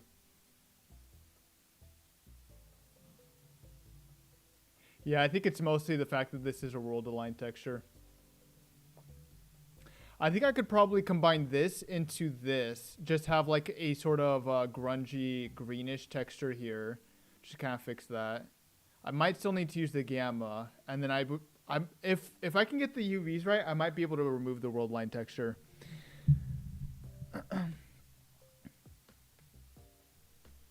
S curve might be more performant than the gamma. Let's see here. S curve. Let's see what this ends up looking like.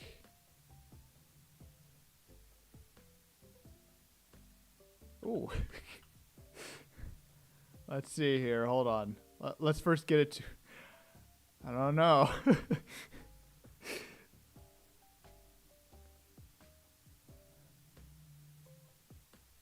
Hold on. Let me do this real quick. I'm just going to duplicate this because in case this doesn't work...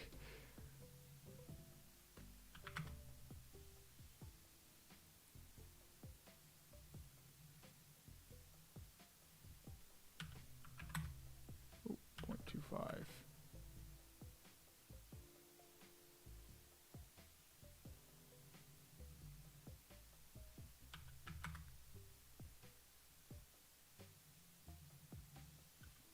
I don't think the S curve is working, unless I'm not understanding how this is supposed to work. I love how it just explains to me what a material function call is. It doesn't really do much other than that.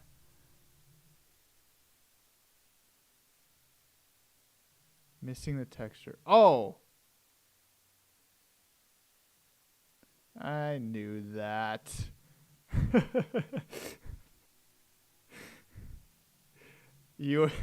Yeah, I did miss the texture. I didn't even realize that. Hold on.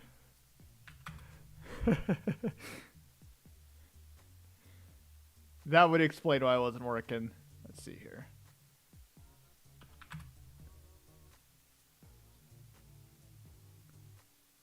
Yeah, okay, yeah, that's working a lot better. Okay.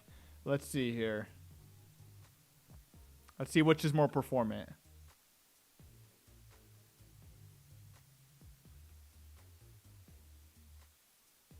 It's actually just very slightly more. You can actually see it down there in the bottom. Just very, very slightly more more performant. It's not by much, to be fair, though. I think the gamma's still a little bit better there. It was a good idea, though. I think this world align texture is honestly what's doing most of the damage, if I'm completely honest.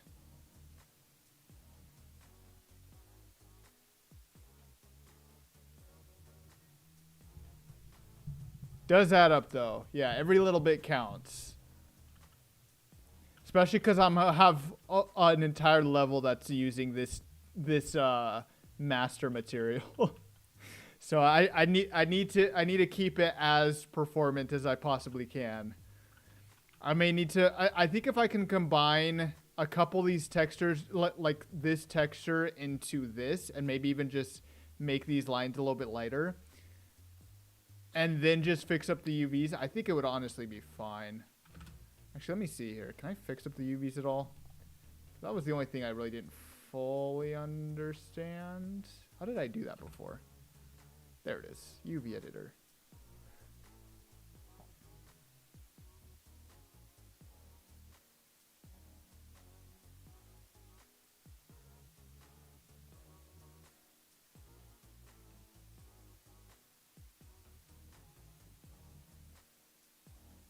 Edit UV seams.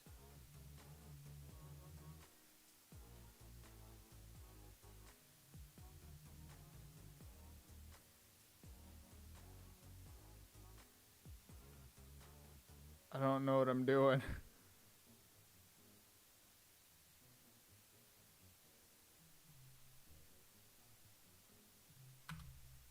Oh.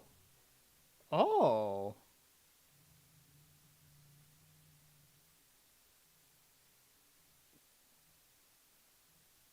Hold on.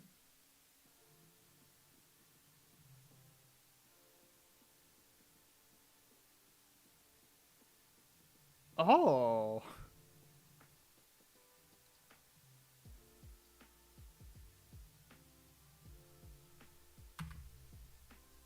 Hold on. Do I just go along the seam and it'll put it together? How does this work?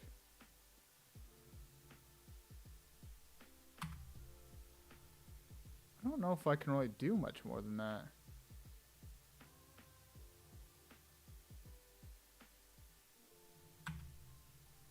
I can at least simplify it. Oh. I was not even paying attention to that. Let me see here. Let me see if maybe I can play around with this a little bit. Hold on. Because I saw there were a few settings. And it does kind of automatically put it together for me.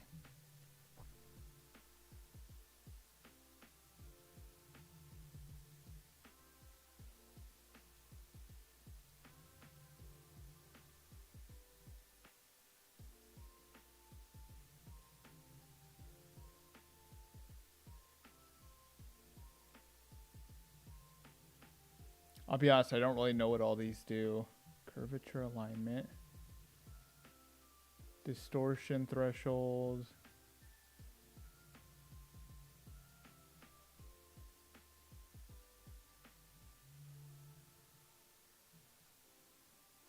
Okay, so if I do something like this, will this kind of...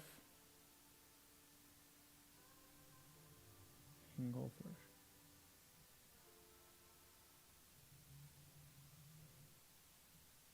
Okay, I can align a little better, I think.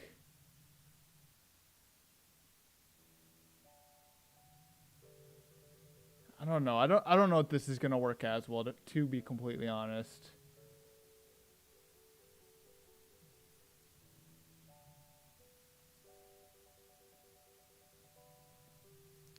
Let's see.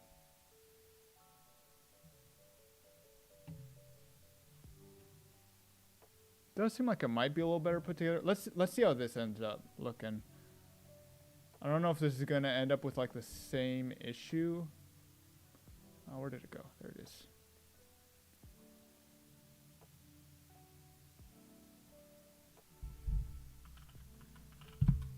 Texture sample. I think I can put that in there, right? Yeah.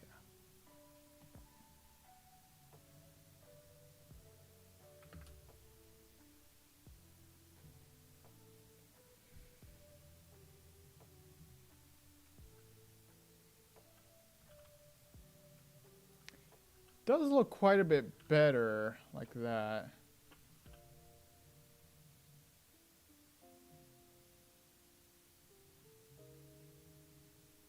Not perfect, but better.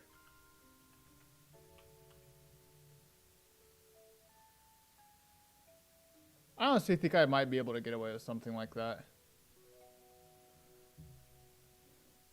So, cylinder projection in Blender. Here, let's try again in Blender real quick. Let me try this real quick, and then I think I'm probably going to end off the stream just because I've been going for a little while. I got to go eat some dinner here in a minute. Let's see here. Assets. Models blend. 1-1. Barrel blend. All right, let's see how this works. Okay, so how do you do... let's see. A smart UV... Okay, cylinder projection. Gotcha. Oh.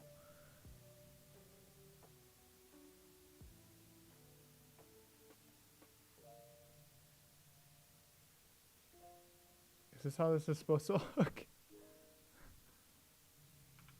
I think they're all supposed to be on the texture, right? Something like that? So if I do something like this, will this work better?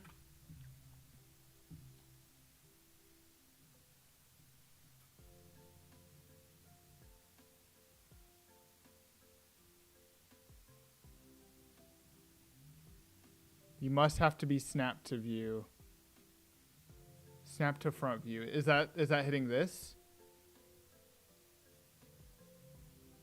Oh, I see. Okay. Interesting. Okay, I got you. All right. Okay, let's go ahead.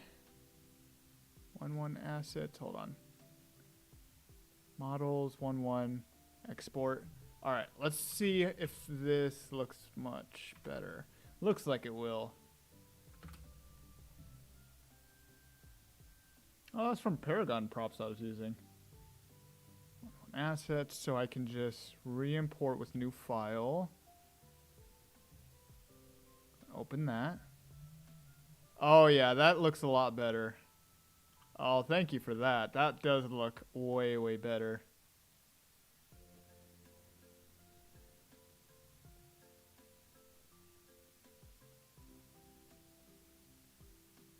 The top looks a little weird, but everything else looks fine. Nobody's gonna notice anyways. Thank you for that. I appreciate that. I'm still learning about how all these UVs and stuff work, so I'll have to remember that one. I'll close that down. I'm assuming it's, yeah, UV channel 0. I'm curious, what would it look like if I did that? Probably not much better, right? Or do I need to change the UV channel somewhere else? I think I might need to change it somewhere else. Oh, well, it's fine. All right. I feel like that was a very, very good stream. Got a lot done. Oh. These materials make me a lot more happy than these ones over here that I had. They look a lot better. It's seamless on the X. Yeah. I was gonna see what the other UV one looked like. I don't remember how to change it though. It doesn't matter. It'll be fine. Yeah. Thank you very much. All right. So I'm gonna go ahead and end off the stream here. I appreciate you, by the way, and I don't know if we have anybody else in chat, but if anybody else is in chat, I appreciate you guys as well. Yeah, I will most likely be streaming tomorrow, probably about the same time. So if you want to come back, be sure to. Appreciate it. I'm gonna go ahead and package this up once the stream is over. I don't want to do it right now because it's probably gonna crash my computer.